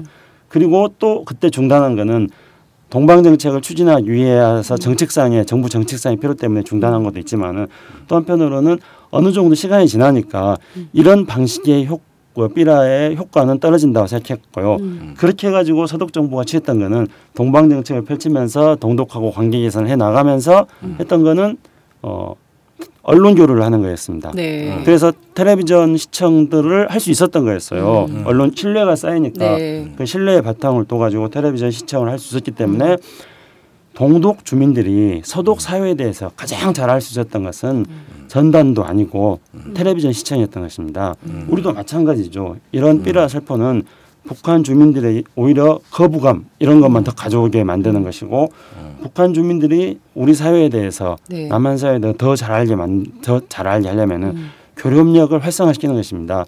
물론 동서독이 그런 사례가 있었기 때문에 북한에서 당장의 어떤 언론 교류 TV 시청 이런 걸 네. 하기는 하기는 어려울 겁니다. 그러나 점진적으로 남북 간의 교류협력을 활성화시켜 나가면서 네. 언론 교류도 조금씩 하고 오마이뉴스도 우리 장윤선의 네. 팟짱도 네. 북한에서 하고 북한에서 좀 들어야 평양 되나? 특별 방송 그렇죠. 그런 것도 좀 하면서 좋네요. 네. 특별 방송. 그래서 평양 사람들도 좀 출연시키고 또 좋죠. 우리 김종대 편집장하고 저하고 같이 네. 평양에서 또 대남 사업을 하는 사람하고 만나가지고 팟짱도 조금씩 토론도 하고 그렇죠. 네. 하고. 네. 그런 게 언제가 될지 모르겠습니다만 그런 식으로 점진적인 어떤 신뢰를 통한 남북 간의 교류협력을 확산시켜 나갔을 때 네. 그것이 북한 사람들에게 우리 사회를 더 잘 알리는 길이 된다는 네, 것입니다. 그것이 남북관계 그렇죠. 발전에 훨씬 도움이 될 것 같다라는 생각이 좀 드는데 새누리당 하태경 의원 있잖아요. 네. 두 분 잘 아시죠? 전직 동료 아니에요? 우리 같이 일했었죠. 그분이 이 네. 대북 삐라살포는 네. 민주화 운동이다 네. 얘기했어요. 예. 네. 아니 뭐 그분은 가끔 일베도 납득하시는 분 아닙니까? 방식이 그래서 그렇지. 아니 근데 그때도 그랬어요, 그분은? 그때는 이제 그렇지 않죠. 그래서 지금은 이제 그때와는 전혀 180도 다른 그런 입장이고 또 오히려 이제 북한 체제에 대해서 북한 체제를 우리가 과거에 반독재 민주화 운동을 했던 것과 동일하게 북한 체제를 변화시키기 위해서 이런 어떤 삐라살포라든가 뭐 이런 게 필요하다 이렇게 이제 생각을 하는데 네. 그 뭐 뉴스를 보니까 하태경 의원은 밤에 뿌리자 이렇게 하고 있더군요. 맞아요, 밤에 뿌리자. 예, 그러면 더 이제 자극적이네. 그죠? 낮에 뿌리는 것보다. 그러면 우리 군 저 수준 갖고는 대응이 안 될 건데. 예, 군대가 큰일 나 그러면은 아서 그러지 아서 아이고. 그런데 네. 이제 뭐 이게 낮에 뿌리고 밤에 뿌리고 그런 문제가 아니라 이에서의 본질적인 것은 북한의 최고부 지도부를 최고부 지도부에 대한 모욕적인 내용을 담음으로써 남북 대화에 역행하는 것이고 네. 대북 심리전에도 아무런 효과를 거두지 못한다는 것입니다. 네. 실제로 이게 남북 관계에 역행이 되는 것은 우리 역대 정부가 다 잘 알고 있었습니다. 그래서 삐라를 뿌리던 박정희 정부 시절에도 네. 박정희 대통령이 1970년에 8.15 평화통일 선언을 하면서 네. 박정희 대통령이 그 당시에 굉장히 멋있는 이야기를 했는데요. 1995년까지 이 서로 비방을 중지하자. 네. 그래서 상호 비방 중지. 그래서 우리는 반공 이야기하지 말고 네. 북한은 또 반동 이야기하지 말고 아니 반대죠. 맞 그런 건가요? 네. 서로 이렇게 반공 반동이라는 네. 그런 이야기를 하지 말지 이렇게 이야기했는데요. 근데 제가 정확한 사료가 없어가지고 제가 살펴보니까 83년부터 네. 삐라 뿌리는 게 포착이 되더라고요. 그래서 83년부터 이제 정부 차원에서는 99년까지 이제 삐라를 뿌렸어요. 네. 뭐 그리고 다시 이제 99년 이후에 삐라 살포를 중지했습니다. 네. 그런데 그 당시에 이제 남북 당국들은 상호 삐라를 뿌리지 말자는 합의는 또 여러 차례 했어요. 그러니까 70년대에도 보면은 7.4 남북 공동성명에서도 네. 비방 중상 중지를 이야기했고요. 네. 91년도에 남북 기본합의서에서 네. 또 비방 중상 중지를 이야기하면서 삐라 살포를 또 중지를 이야기했었거든요. 아마 그래서 그 당시에는 이제 삐라 살포가 대폭 줄어들었을 겁니다. 근데 2000년도에 이제 남북 정상회담을 앞두고 남북 정부 당국 사이에서 삐라를 중지하자 그래가지고 정부 차원에서 삐라 살포는 2000년도에 이제 완전히 중지됐었는데요. 네. 그리고 그 이후에 이제 남북 기본합의서를 비롯 6.15 공동선언과 14선언에서도 남북 사이에서 상호 비방 중상을 중지하자고 돼 있습니다. 그래서 네. 비방 중상의 대표적인 것들이 이런 삐라 살포인데 이게 박정희 정부 시절부터 해가지고 역대 정부 사이에 삐라 살포를 비롯한 비방 중상이 남북 대화에 역행한다 이렇게 잘 알고 있었던 것이었죠. 네. 그래서 삐라를 중지하기도 했었고 물론 이제 83년도부터 99년도 사이에는 또 삐라가 다시 또 살포되기도 했습니다만 네. 어쨌든지 간에 삐라가 남북 관계에 도움이 되지 않는다는 것은 역대 정권이 잘 인지하고 있다는 사실인데 그러면 이거를 밤에 뿌리나 낮에 뿌리나 네. 이렇게 하는 새벽에 거는 뿌리나 아무 데나 그렇죠. 똑같다. 네. 아주 기술적인 아주 네. 그 너무 기교적으로 이 문제를 접근하려고 네. 하는 것이죠. 네. 그러니까 박근혜 대통령이 통일 대박을 이야기하고 네. 그리고 통일 준비위원회 만들어 가지고 지금 현재 여러 가지 북한에 대한 지금 제안을 하고 있지 않습니까? 네. 그런 제안들을 성공시키려면은 남북 관계를 개선시키기 위한 구체적으로 우리가 해야 될 게 뭐가 있는가? 그래서 이런 삐라 살포 같은 것들을 중지를 하면서 북한과의 신뢰를 만들어 나가는 게 박근혜 대통령이 제안했던 것들을 성공시킬 수 있는 거고요. 법으로 안 된다 그러는데 그것만 제가 잠깐 또 마저 말씀드리자면요. 우선 헌법에 표현의 자유를 보장하면서도 앞에 말씀드렸듯이 명백한 현저한 위협에 대해서는 제약을 할 수 있다는 게 헌법 정신입니다. 그리고 그 경찰관 직무집행법 6조인가 거기에 보면은요 어떤 위험이 있을 때 그에 대해서 조치를 취할 수 있도록 돼 있어요. 그런데 이것만으로 만약에 부족하다. 물론 이제 과거에는 2012년도에 이명박 정부 때는 이 경찰관 직무집행법에 근거해가지고 위험이 있으니까 이걸 차단한 적이 있었습니다. 근데 표현의 자유를 제약하기 위해서는 좀 더 구체적이어야 됩니다. 그러니까 표현의 자유라고 해서 그만큼 우리가 권장해줘야 네. 되는 거기 때문에 그래서 제가 생각할 때는 만약에 경찰관 직무집행법만으로 어렵다 한다면은 네. 구체적으로 앞에 말씀드렸듯이 지역 주민들의 안전과 경제에 위협을 미칠 때 또 네. 남북 간의 군사적 충돌을 유발시킬 때 또 남북 정부 당국 간의 합의에 역행할 때 이런 구체적인 어떤 조치를 취해가지고 네. 이런 구체적인 조치들은 명백하고 현저한 위협이기 때문에 이럴 경우에는 삐라 살포를 차단한다. 이렇게 정부의 행정 조치 같은 것들을 저는 취할 수 있다고 생각합니다. 네. 교섭력박상의 어떤 시행 규칙 같은 것, 뭐 너무 어떤 그 시행령이라든가 이렇게 해가지고 표현의 자유를 제약하는 것을 너무 어떤 규정력이 강한 법으로 둘 필요는 없다는 생각하고요. 행정 어떤 조치 정도로 네, 네. 이런 것들 할 수 있는 것들을 정부가 담아 놓는다면은 얼마든지 네. 저는 정부 차원에서 할 수 있는 근거가 있다고 봅니다.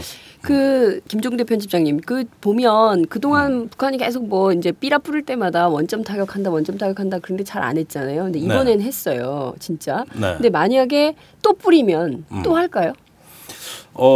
그런 사례가 있죠. 우리가 5.24 조치가 있고 이제 대북 확성기 방송을 재개하겠다고 했지 않습니까? 네.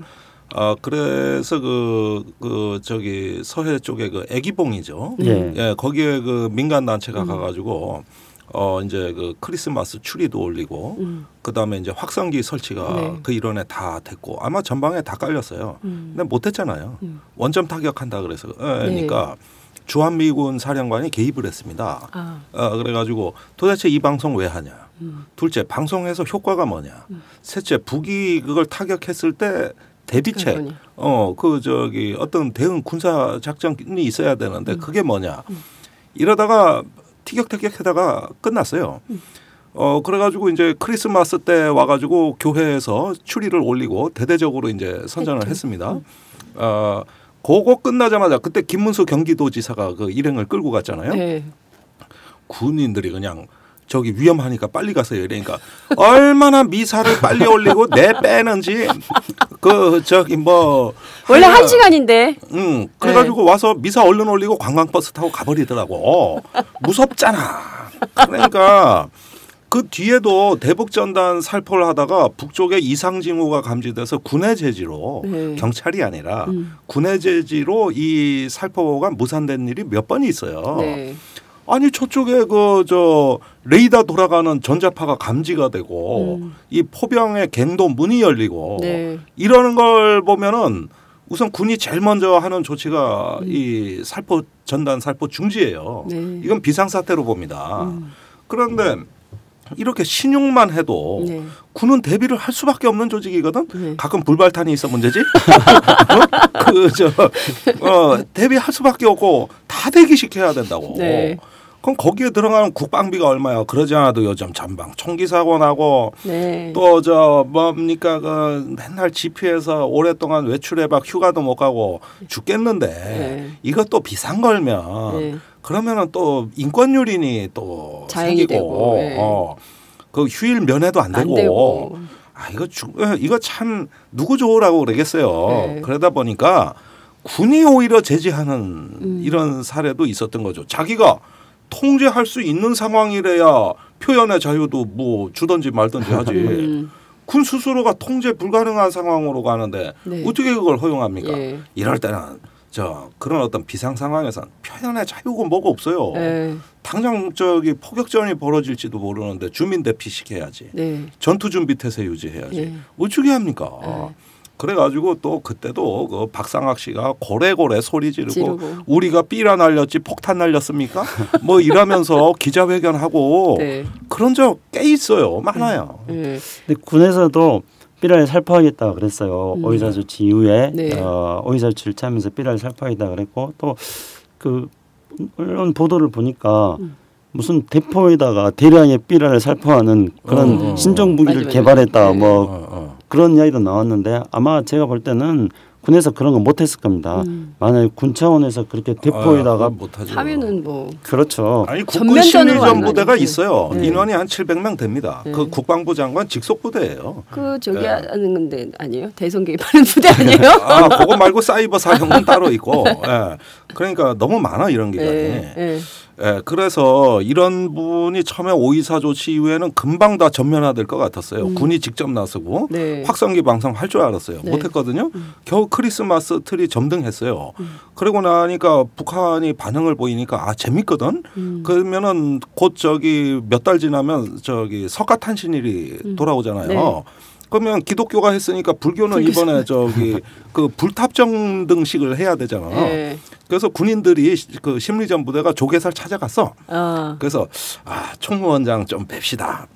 이번에 북한이 볼 수 있도록 이 초파일에 석가탄신일에 이걸 좀 하니까 이런 미친놈 거기서 뭐라고 그걸 올리고 못해.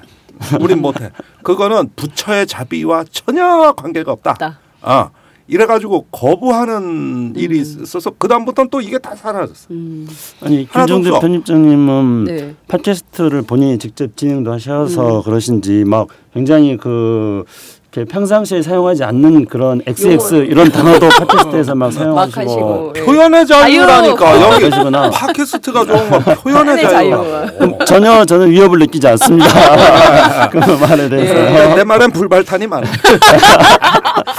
그런데 이제 만약에 북한이 삐라를 또 날리면은 이제 또 쏘겠죠. 그리고 우리는 이제 북한이 또 쏘면은 북한은 이번 상황을 면밀하게 분석을 할 겁니다. 네. 그렇게 해가지고 북한의 어떤 영공으로 넘어왔을 때 그렇게 이제 쏘려고 하겠죠. 그래서 산탄이 남쪽으로 떨어지지 않도록 뭐 그런 기술적인 조치를 취하려고 할 것 같은데 어쨌든 북한이 또 쏘면은 그때 우리가 또 아서 레이더가 탐지한 정보를 꼬불치고 있어야 될 것이며 또 우리가 불발탄을 준비하고 있어야 될 것인가.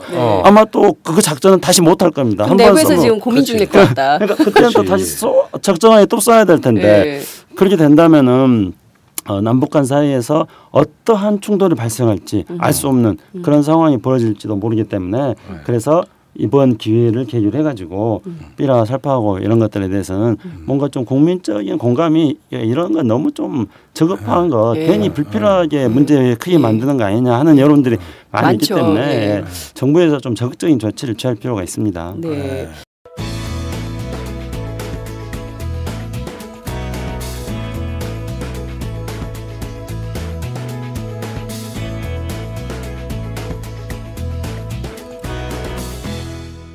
장윤선의 팟짱. 좀 삐라가 좀 품격이 좀 떨어지는 것 같아요. 좀 내용도 그렇고 아까 뭐 사진질은 좋다고 하셨는데 저는 뭐 좀 잘 안 맞아요. 그래서 다시 보니까 뒤에 조합도 있고 인쇄 합성도 수준이 있고. 이게 비닐 2장을 맞붙여 앞뒤로 인쇄한 거란 말입니다. 그렇죠. 그러다 보니까 임수경 의원 사진을 상당히 크게 실었는데 그 뒤편에 김정은 사진이 있어요. 네. 요게 위치가 같아서 겹쳐 보여. 겹쳐 보여. 딱 보니까 저기 뭐냐 임수경 의원 사진 이거 뉴스원 사진을 그냥 저작권도 있는데 그냥 갖다 썼네. 네. 이거 저장료 냈는지 의심스럽고. 네. 그 뒷면에 김정은 사진이 굉장히 어떤 그 저기 아주 그 위에 핵무기 뭐 주민기만 뭐 해가지고 주민 탄압해가지고 이제 쓴 것이 네. 있는데 이걸 낮에 발견하면은 햇볕에 비치지 않아도 그냥 이게 저기 비쳐 보여요. 이게 비닐이기 때문에 잘 네. 비친다고. 네, 맞아요. 그러다 보니까 수준이 좀 떨어져. 네. 이게 좀 수준이 떨어진다고. 네. 그래서 고급 아트지를 좀 쓰시든가. 네. 이분들이 돈이 없어 그런가 아니, 조금. 돈은 상당히 그러니까 돈을 모금하기 위해서 네. 이런 이벤트를 한다고 지금 이야기를 하고 있지 않습니까? 그렇죠. 그래서 지난번에는 20만 장 뿌렸는데 20만 장에서 30만 장 뿌릴 때 드는 비용이 한 500만 원에서 1000만 원 정도 네. 된다고 합니다. 그런데 이 임수경 의원 사진 이것도 보면은 이 삐라 뿌리는 분들이 자가당착적인 것입니다. 왜냐하면은 임수경 의원을 이 삐라에다가 담은 것은 북한에서는 임수경 의원이 평양 추천에 참가해서 국가보안법을 이기고 참가했기 때문에 감옥에서 귀신이 되는 줄 알았는데 살아 있어. 그렇죠. 이렇게 더군다나 국회의원이 돼가지고 국회의원이 돼가지고 남한사의 관대함을 북한에 보여주기 네. 위해서 이 삐라를 실었다는 거예요. 네. 그런데 임수경 의원은 실제로 89년도에 평양 추천에 참가했을 때 네. 그때 북한 사람들이 임수경 의원의 그 자유분방한 행동과 네. 뭐 헤어스타일, 네. 그리고 파마하고 막 예. 청바지 입고 그렇죠. 예. 복장, 예. 뭐 땡땡이 무늬, 땡땡이. 뭐 물방울 바지 이런 것 때문에 북한 사람들이 골치 엄청나게 아팠구만. 환호를 했다고 합니다. 그리고 임수경 의원 한번 만나려고 북한 당국이 딱 정해놓은 선을 북한 인민들이 다 넘어가 버리는 거예요. 이게 북한의 국가 수립이래. 예. 북한 국가가 시키는 말을 안 들은 첫 살에 첫 살에다 인간 삐라네. 인간 삐라. 인간 삐라야. 임수경은 인간 삐라다. 저는 그래서 임수경 의원 우리 사회의 관대함을 임수경 의원을 통해서 알려주고 싶으면은 네. 임수경 의원을 남북 국회의담을 열어가지고 남북 국회의담의 대표단 일원으로 네. 임수경 의원이 북한에 간다면은 그러면은 이게 훨씬 더 우리 사회의 관대함을 북한에 알리는 길이 되는 것이죠. 네. 그렇기 때문에 이런 그 삐라의 내용에 있어서 자가당착적인 그런 내용들도 많이 있습니다. 임수경 의원 개인으로서는 또 얼마나 자기가 한때 통일의 꽃이라고 불려졌었는데 네. 또 삐라의 자기 얼굴과 사진이 실린다는 것에 대해서 얼마나 또 초상권 침해야 이거. 그러게요. 예. 마음 아파할 수 있는 거죠. 그래서 네. 이런 부분들도 고려가 되는 게 좋다고 봅니다. 그러면은 네. 자, 이 삐라를 살포하는 이 탈북자들 관점에서 보면 새정치연합이 임수경 의원을 공천을 잘한 거잖아. 아니 그렇거든요. 네, 그러네요. 자유 대한민국의 상징이야. 그 어떤 우수성을 보여준 전략 공천이잖아. 확실히 전략 공천이에요. 전략 공천인 거고 네. 이건 그렇게 자유 평가할 수 있겠네. 네. 이 탈북자들이 이거는 그 야당에 권장하셔야 될 사안이잖아. 네. 그런데 국회 앞에 1인 시위할 때 가서는 그 반대말을 한단 말이야. 그러니까요. 요것도 표현의 자유인가? 요거는 또 그러네. 표현의 표현의 자유가 자유. 굉장히 광범위하네. 그렇죠.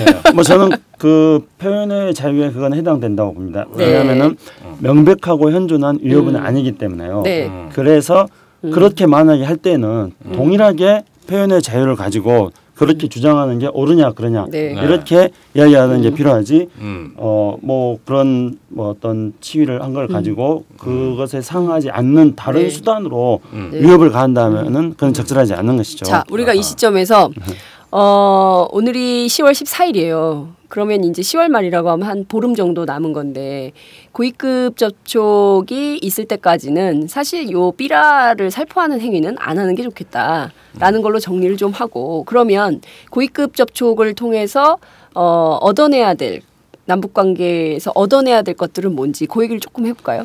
우선 그 전에요. 네. 오늘 아침 노동신문에 김정은 위원장이 나왔죠. 등장했습니다. 네, 지팡이를 짚고. 지팡이를 짚고 나왔는데요. 그거는 일단은 긍정적인 측면을 보여줍니다.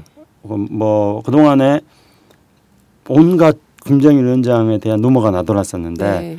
그거를 불식시키는 그런 측면도 있고요. 사실 그동안에 김정일 위원장이 안 나타났다 또 많이 있었습니다. 근데 그때마다 건강 이상설 뭔가 나왔었죠.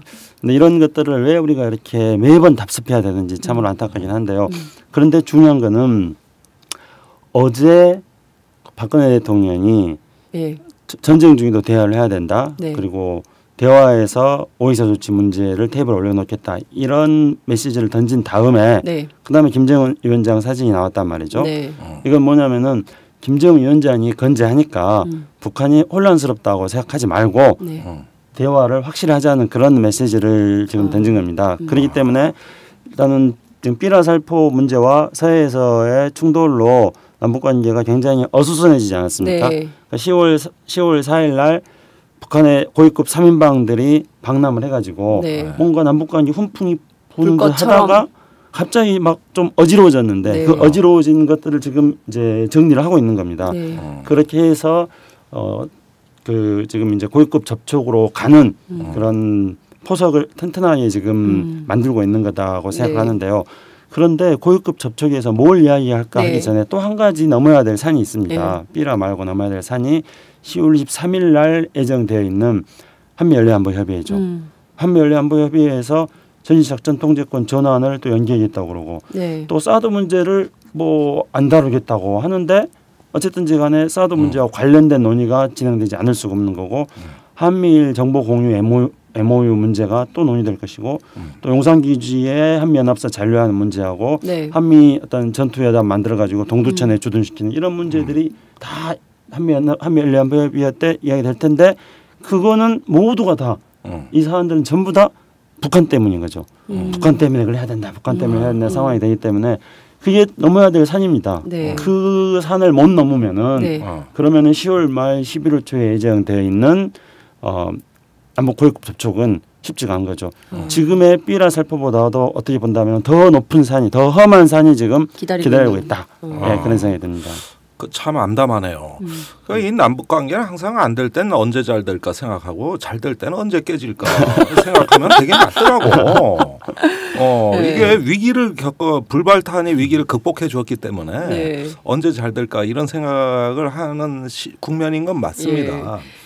그런데 이제 말씀하신 대로 이 한미 간의 어떤 그 또 앞으로 이제 있을 그 한미 연합군사 훈련이라든가 네.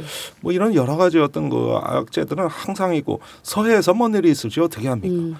지금 이제 꽃게잡이의 마지막 철이에요. 네. 사실 요것만 지나가면 겨울엔 좀 잠잠해질 겁니다. 주로 서해에서는 6, 7, 8 이때가 제일 문제가 되고 네. 그 이후에는 교전이 일어난 적이 없어요. 그래서 그렇게 보면은 그런 어떤 거 차츰차츰 관리 불가능한 영역에 있었던 문제를 관리 가능한 영역으로 좀 끌어들이면서 네. 거시적으로 남북 관계를 관리하면 저는 충분히 성공할 가능성이 있다고 봅니다. 네. 그런데 제가 불안하게 느끼는 건 좀 다른 측면이에요. 네. 대통령이 군을 너무 풀어놓는다. 너무 놔둔다. 네. 근데 내가 박근혜 대통령한테 네. 좀 여쭙고 싶은 게 네. 군을 정말 그렇게 믿으십니까? 군을 믿는 게 아니라 군을 잘 정확하게 잘 장악을 못하거나 잘 몰라서 그러시는 거 아니에요? 잘 모르니까 네. 잘 몰라서 그런 거야. 난 항상 선의로 해석한다. 그러는데 네. 그 잘 모르시고 또 뭐 사실 세월호 때도 7시간 사라졌길래 망정이지 안 사라지고 엉뚱한 짓이 삑삑 내렸어 봐요. 7시간 만에 나타나서 하는 짓이가 엉뚱한 짓인데 그리고 진도 팽목항 가가지고 500명 잠수부 투입하고 네. 80총 함정 투입한다 그래가지고 거기서 유족들이 뒤집어진 그렇죠. 거 아닙니까 사실. 네. 현실을 모르시는 얘기를 하시잖아요. 네. 그것보다 눈 깜빡거리는 거 40초만 참으면 돼요. 그게 훨씬 효과적이에요. 네. 아니 그나저나 10월 23일 날 한미 연례 안보 협의회가 제대로 안 되면 고위급 접촉이 사실상 어려워질 가능성이 더 높아지는 거네요. 그러니까 큰 산인데요. 네. 이제 이렇게 생각합니다. 지난번 10월 4일 날 북한의 3인방이 내려온 거는 네. 우리가 거기서 주목해야 될 거는 황병서 총정치국장이 내려왔다는 겁니다. 그렇죠. 사실상 2인자인데 그 김정은 위원장의 제각 없이는 내려올 수가 없었죠. 그러면은 황병서 총국장이 와서 한 메시지는 대부분 다 김정은 위원장의 메시지라고 봐도 됩니다. 황병서 총정치국장이 와서 했던 핵심적인 메시지는 남북 관계가 이렇게 지금 복잡하게 꼬여 있는데 네. 이거를 어떤 파격적인 조치를 통해 가지고 남북 관계를 개선하자. 네. 그리고 자기들이 내려온 것이 네. 오솔길을 낸 거니까 네. 앞으로 대통로를 열자 네. 이렇게 말한 겁니다. 맞아요. 예. 네. 근데 이게 왜 중요하냐면은 8월 15일 날 박근혜 대통령이 남북 관계에 있어서 작은 통로를 열자 이렇게 예, 말했습니다. 맞아요. 예. 근데 거기에 대한 반응. 그렇죠. 거기에 대한 화답인 거죠. 근데 이거는 간접적으로 그러니까 아하. 김정은 위원장하고 병석에 있었던 김정은 위원장하고 박근혜 대통령이 간접적으로 커뮤니케이션 한 거예요. 그래서 작은 통로를 열자. 그러니까 이번에 오솔길로 와서 큰 통로를 그러니까 이제 큰 통로를 하자고 화답을 네. 한 거예요. 그리고 또 박근혜 대통령이 전쟁 중에도 대화하니까 거기 접촉하자. 거기서 오이사조치 논의하자. 네. 그러니까 김정은 위원장이 또 짠 나타나 준 거 아닙니까? 지팡이를 들고라도 그렇죠. 예. 지팡이를 들고라도 하겠다. 뭐. 예. 그런데 여기서 중요한 건 비유적으로 말하자면은요. 남북 관계가 두 개의 큰 톱니바퀴가 맞물려 돌아가는 걸 한다면은 바로 양 정상이 네. 서로 교감을 한 게 톱니바퀴의 축이 지금 이제 서고 있다는 것이죠. 네. 그런데 이 톱니의 날 음. 이게 지금 삐뚤빠뚤해진 게 많이 있어요. 예. 그래서 삐뚤빠뚤한 게 처음에 딱 나타난 게 뭐였냐면은 서해에서 예. 충돌이 또 음. 삐뚤빠뚤한 톱니가 예. 나타 생겨가지고 예. 톱니바퀴가 굴러가는데 삐걱거렸어요. 그 다음에 또 나타난 삐뚤빠뚤한 게 뭐였냐면은 전단살포였던 것이죠. 그래서 이제 그러나 톱니바퀴의 축이 이렇게 맞물려 돌아가고 있기 때문에 삐걱삐걱 거리면서 지금 돌아가고 있는 겁니다. 근데 이제 다음에 올 이 네. 삐뚤어진 톱니바퀴는 너무 어긋나 있어요. 너무 너무 커. 크게 예. 톱니바퀴가 그게 예. 바로 이제 한미 연례 안보 예. 협의회죠.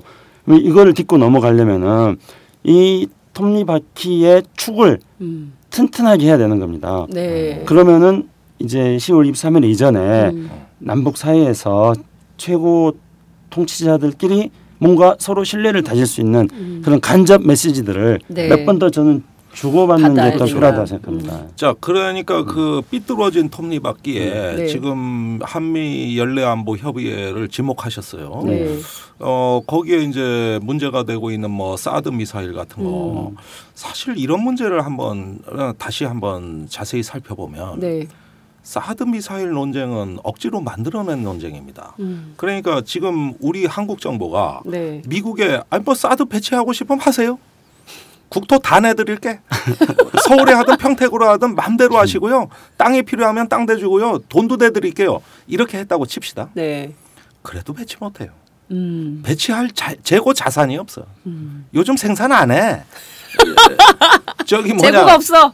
그래서 중동에 배치를 하려고 몇 년 전부터 그랬는데 네. 중동에 배치를 하려고 했어요. 네. 그런데 2013년 작년에 3, 4월에 북핵 위기가 있었어요. 네. 그때 북한이 미사일을 쐈습니다. 괌에다 쏜다 그랬어요.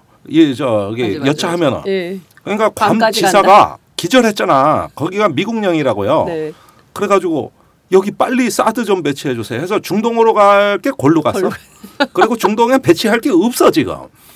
그러면 언제 예산 편성해서 새로 생산해서 그리고 사드는 한 번도 저기 지상 발사 시험을 못 해봤어요. 네. 공중 발사 시험만 해본 무기입니다. 성능도 불확실해. 네. 불발탄 아니야? 불발탄이야. 그런데 배치하라고 해도 배치할 물량이 없거든. 예. 그럼 왜 이 논란이 나왔느냐? 그 예산을 따고 싶어하는 미국의 펜타곤의 세력과 한국의 이해관계가 맞아떨어지는 세력의 합작품입니다. 이건 지금 배치할 수도 없는 맥이에요. 네. 그런데 심지어 미국의 한국 사람들이 찾아와서 주로 뭐 제가 알기로는 정치권에 있는 실세들이나 예비역 장성들로 알고 있는데 이런 말까지 펜타곤에 와서 했다는 겁니다. 한국이 중국하고 가까워지는데 두고만 볼 거냐. 저래다가 옹근슬쩍 북한하고 대화하고 한중 관계 이러면은 미국이 뭐가 되느냐. 전략적 균형 할 거냐 안 할 거냐. 네. 또 아시아로 기간 할 거냐 안 할 거냐. 이런 식으로 치대가지고 그게 펜타곤이 가만히 생각해보니 MD 예산 줄어들어 속상한데 듣기 좋더라는 거죠. 미국의 자기 정치를 위해서 예. 좀 활용하려고 했던 측면도 있다. 예, 그래서 네. 바그너 음악 같더라는 거예요. 바그너 음악은 듣기에 시끄러워요. 잘 들어보면 괜찮은 음악이거든. 그래서 알겠습니다. 저희가 어느덧 얘기를 한 게 벌써 1시간이 넘어가고 있어요. 그래서 정리를 좀 해야 될 것 같은데요. 이를테면 근데 저는 좀 고위급 회담이 사실 요 문제만 좀 잠잠해지면 삐라만 좀 잠잠해지면 좀 될 줄 알았더니 더 큰 산이 기다리고 있어서 이게 사실 남북관계 전망을 좀 좋게 하기가 어렵겠다. 박근혜 대통령 통일대박론 얘기했는데 그리고 뭐 조선일보는 그 정상회담까지도 전망을 했는데 결과적으로 이게 불발탄이야. 성질. 어떻게 되는 겁니까 이게? 그 마무리를 좀 해주시고 한 번 더 해야 되겠다. 우리 너무 재밌다. 너무 재밌어. 네. 그 지금 이제 한 번 더 할 필요가 있는 게 김종대 편집장께서 사드 이야기했는데 이게 이제 그 동안에 우리가 말한 것과는 전혀 다른 그런 차원 이야기를 한 거거든요. 그래서 저도 이제 그것과 관련해서 조금 논의를 발전시키기 위해서 몇 가지 좀 해야 될 이야기들이 있을 것 같아서요. 나중에 한미연례 안보 협의회 전후로 해가지고 좀 필요할 것 같고요. 한번 더 하시죠. 예. 그다음에 예약하는 방송. 그러니까 사드 미사일은 이거 중국 싸대기 때리는 미사일이다. 그래서 사드 하면서 기싸대기 올라버릴 때 아서레이다가 아서. 그 남북 관계는 이렇게 남북 관계 자체적으로 또 살펴봐야 되고요. 그리고 또 이런 국방 문제하고도 연결해서 봐야 되고 또 미국의 전략과 또 동아시아의 상황 이런 것과도 연결해서 봐야 되기 때문에 지금 남북 관계가 잘 되려면은 그런 주변 관계에 대해서 우리 정부가 남북 관계를 잘 진행시킬 수 있는 유리한 국제 환경을 만들기 위한 외교를 어떻게 하는가 이런 것도 우리가 잘 봐야 됩니다. 그런 정부의 노력이 필요합니다. 그러니까 대북 정책만 잘해라 이렇게 하는 게 아니라 주변국하고의 외교를 어떻게 잘할 것인가 이런 것도 해야 되고요. 그다음에 정부가 지금 국민들의 어떤 여론의 어떤 대부분은 어떤 삐라 살포 같은 것들을 어떤 차단해야 된다고 하고 있는데 그런 점에 있어서 국민적 합의가 모아진 부분에 있어서는 과감한 조치 이런 것도 취할 필요가 있습니다. 왜냐하면은 우리가 남북 관계에서 볼 때 북한은 약자입니다. 그리고 북한은 불안합니다. 그래서 남한하고 접촉을 했을 때 그 후유증이 이른바 자유바람이 북한으로 어떻게 돌까 늘 조심하고 염려하고 불안하고 이러기 때문에 의심을 해요. 의심을 해가지고 정말 해도 되는지 노크를 막 하는데 그럴 때 우리가 북한의 의지를 쫙 읽으면서 걱정 말아라 하는 메시지를 확 던져주면서 북한을 그렇죠. 땡길 뉴스. 그런 작전을 써야 된다는 거죠. 그렇게 하려면 뭔가 과감한 조치도 때로는 다 해야 된다는 겁니다. 그래야지 북한을 땡기는 거죠.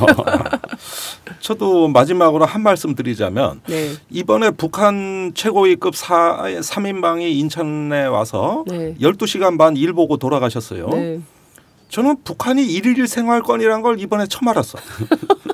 이런 고위급들이 가서 하루 만에 당일치기로 12시간 일 보고 저녁 시간 전에 올라가잖아. 그러니까요. 저녁 시간은 그 기내식으로 한다 그러더라고. 그러면은 여기 내려와서 먹냐 한 끼야 한 끼. 점심 한 끼라고. 그래도 12시간 일 본다는 거야. 아침 평양, 점심 인천 올라가면서 기내식. 일일 생활권도 아니고 이제 반일 생활권이야. 난 지구 반대편에 있는 줄 알았거든. 근데 보니까 너무 가까워. 아무 이상 없어. 너무 가까워. 이걸 이번에 처음 알았어. 그러니까 저기 이렇게 통큰 결단이 한 번 있으니까 이런 것들이 너무 쉽게 되더란 말이야. 화가 나요. 이렇게 쉬운 문제를 그동안에 왜 그렇게 어려워했을까. 옆에 있는 걸 지구 반대편에 있는 줄 알았을까. 이제 우리 더 논리적인 얘기는 김창수 실장께서 많이 해주셨기 때문에 우리는 좀 멘탈을 이렇게 갖자. 이런 취지로 제가 마지막 드렸습니다. 오늘 정말 시간 가는 줄 모르고 두 분 전문가 모시고 얘기를 했어요. 또 해야 되겠다. 자꾸 해야 되겠다. 순위 보고. 메디 나오나 보고. 근데 잘 나오면 하겠다는 게 아니라 자기가 하는 프로그램보다 너 못 나와야지 하겠다 이거예요. 그런 거 아닌가요? 잘 읽어야 되겠구나. 그 뜻을 알겠습니다. 여하튼 이 대북전단 삐라가 우리 국민을 위협하는 요소가 너무 크면 아무리 표현의 자유 등등 주장을 해도 그 제재될 필요가 있겠다. 그리고 교류협력 활성화를 해라. 그래야 남북관계가 더 발전된다. 그리고 저 군 당국 안에 있는 평화 세력들은 계속적으로 그렇게 네. 평화를 지켜야 된다. 그 말을 빼먹었네. 네. 그 국방장관과 합참의장 그 전후방 각지에서 63만 우리 국군 장병 여러분 얼마나 고생 많으십니까? 대북 비라 때문에 얼마나 노심초사하십니까? 휴전선 이상 없이 잘 지켜주시고 전쟁 안 나게끔 불발탄 많이 날려주십시오. 네. 네. 감사합니다. 네, 감사합니다. 마치겠습니다. 감사합니다. 안녕하세요. 오연호입니다. 장윤선의 팟짱 여러분 어떻게 듣고 계십니까? 저는 지금 우리도 행복할 수 있을까 단행본 출간 기념으로 전국 순회 강연을 하고 있는데요. 저도 고속도로를 달리면서 장윤선의 팟짱을 즐겨 듣고 있습니다. 네, 여러분이 함께 하시는 이 장윤선의 팟짱은 10만인 클럽 회원 여러분의 후원으로 더욱더 알차게 꾸려질 수 있습니다. 월 10,000원 여러분 함께해 주십시오. 감사합니다.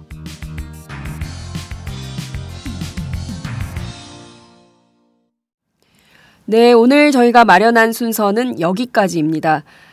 저희가 사실 웃으면서 얘기를 했지만 자칫 우리 국민들이 목숨을 잃을지도 모르는 아주 끔찍한 사태가 벌어질 뻔했던 것 같습니다.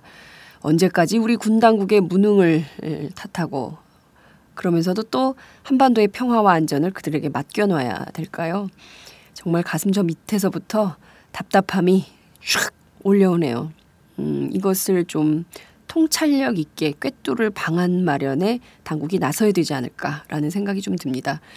팟짱은 오마이뉴스 10만인 클럽 후원으로 제작이 됩니다. 여러분의 사랑을 먹고 여러분의 후원으로 나날이 풍성해지는 방송이 되도록 노력하겠습니다. 감사합니다. 내일 뵙겠습니다.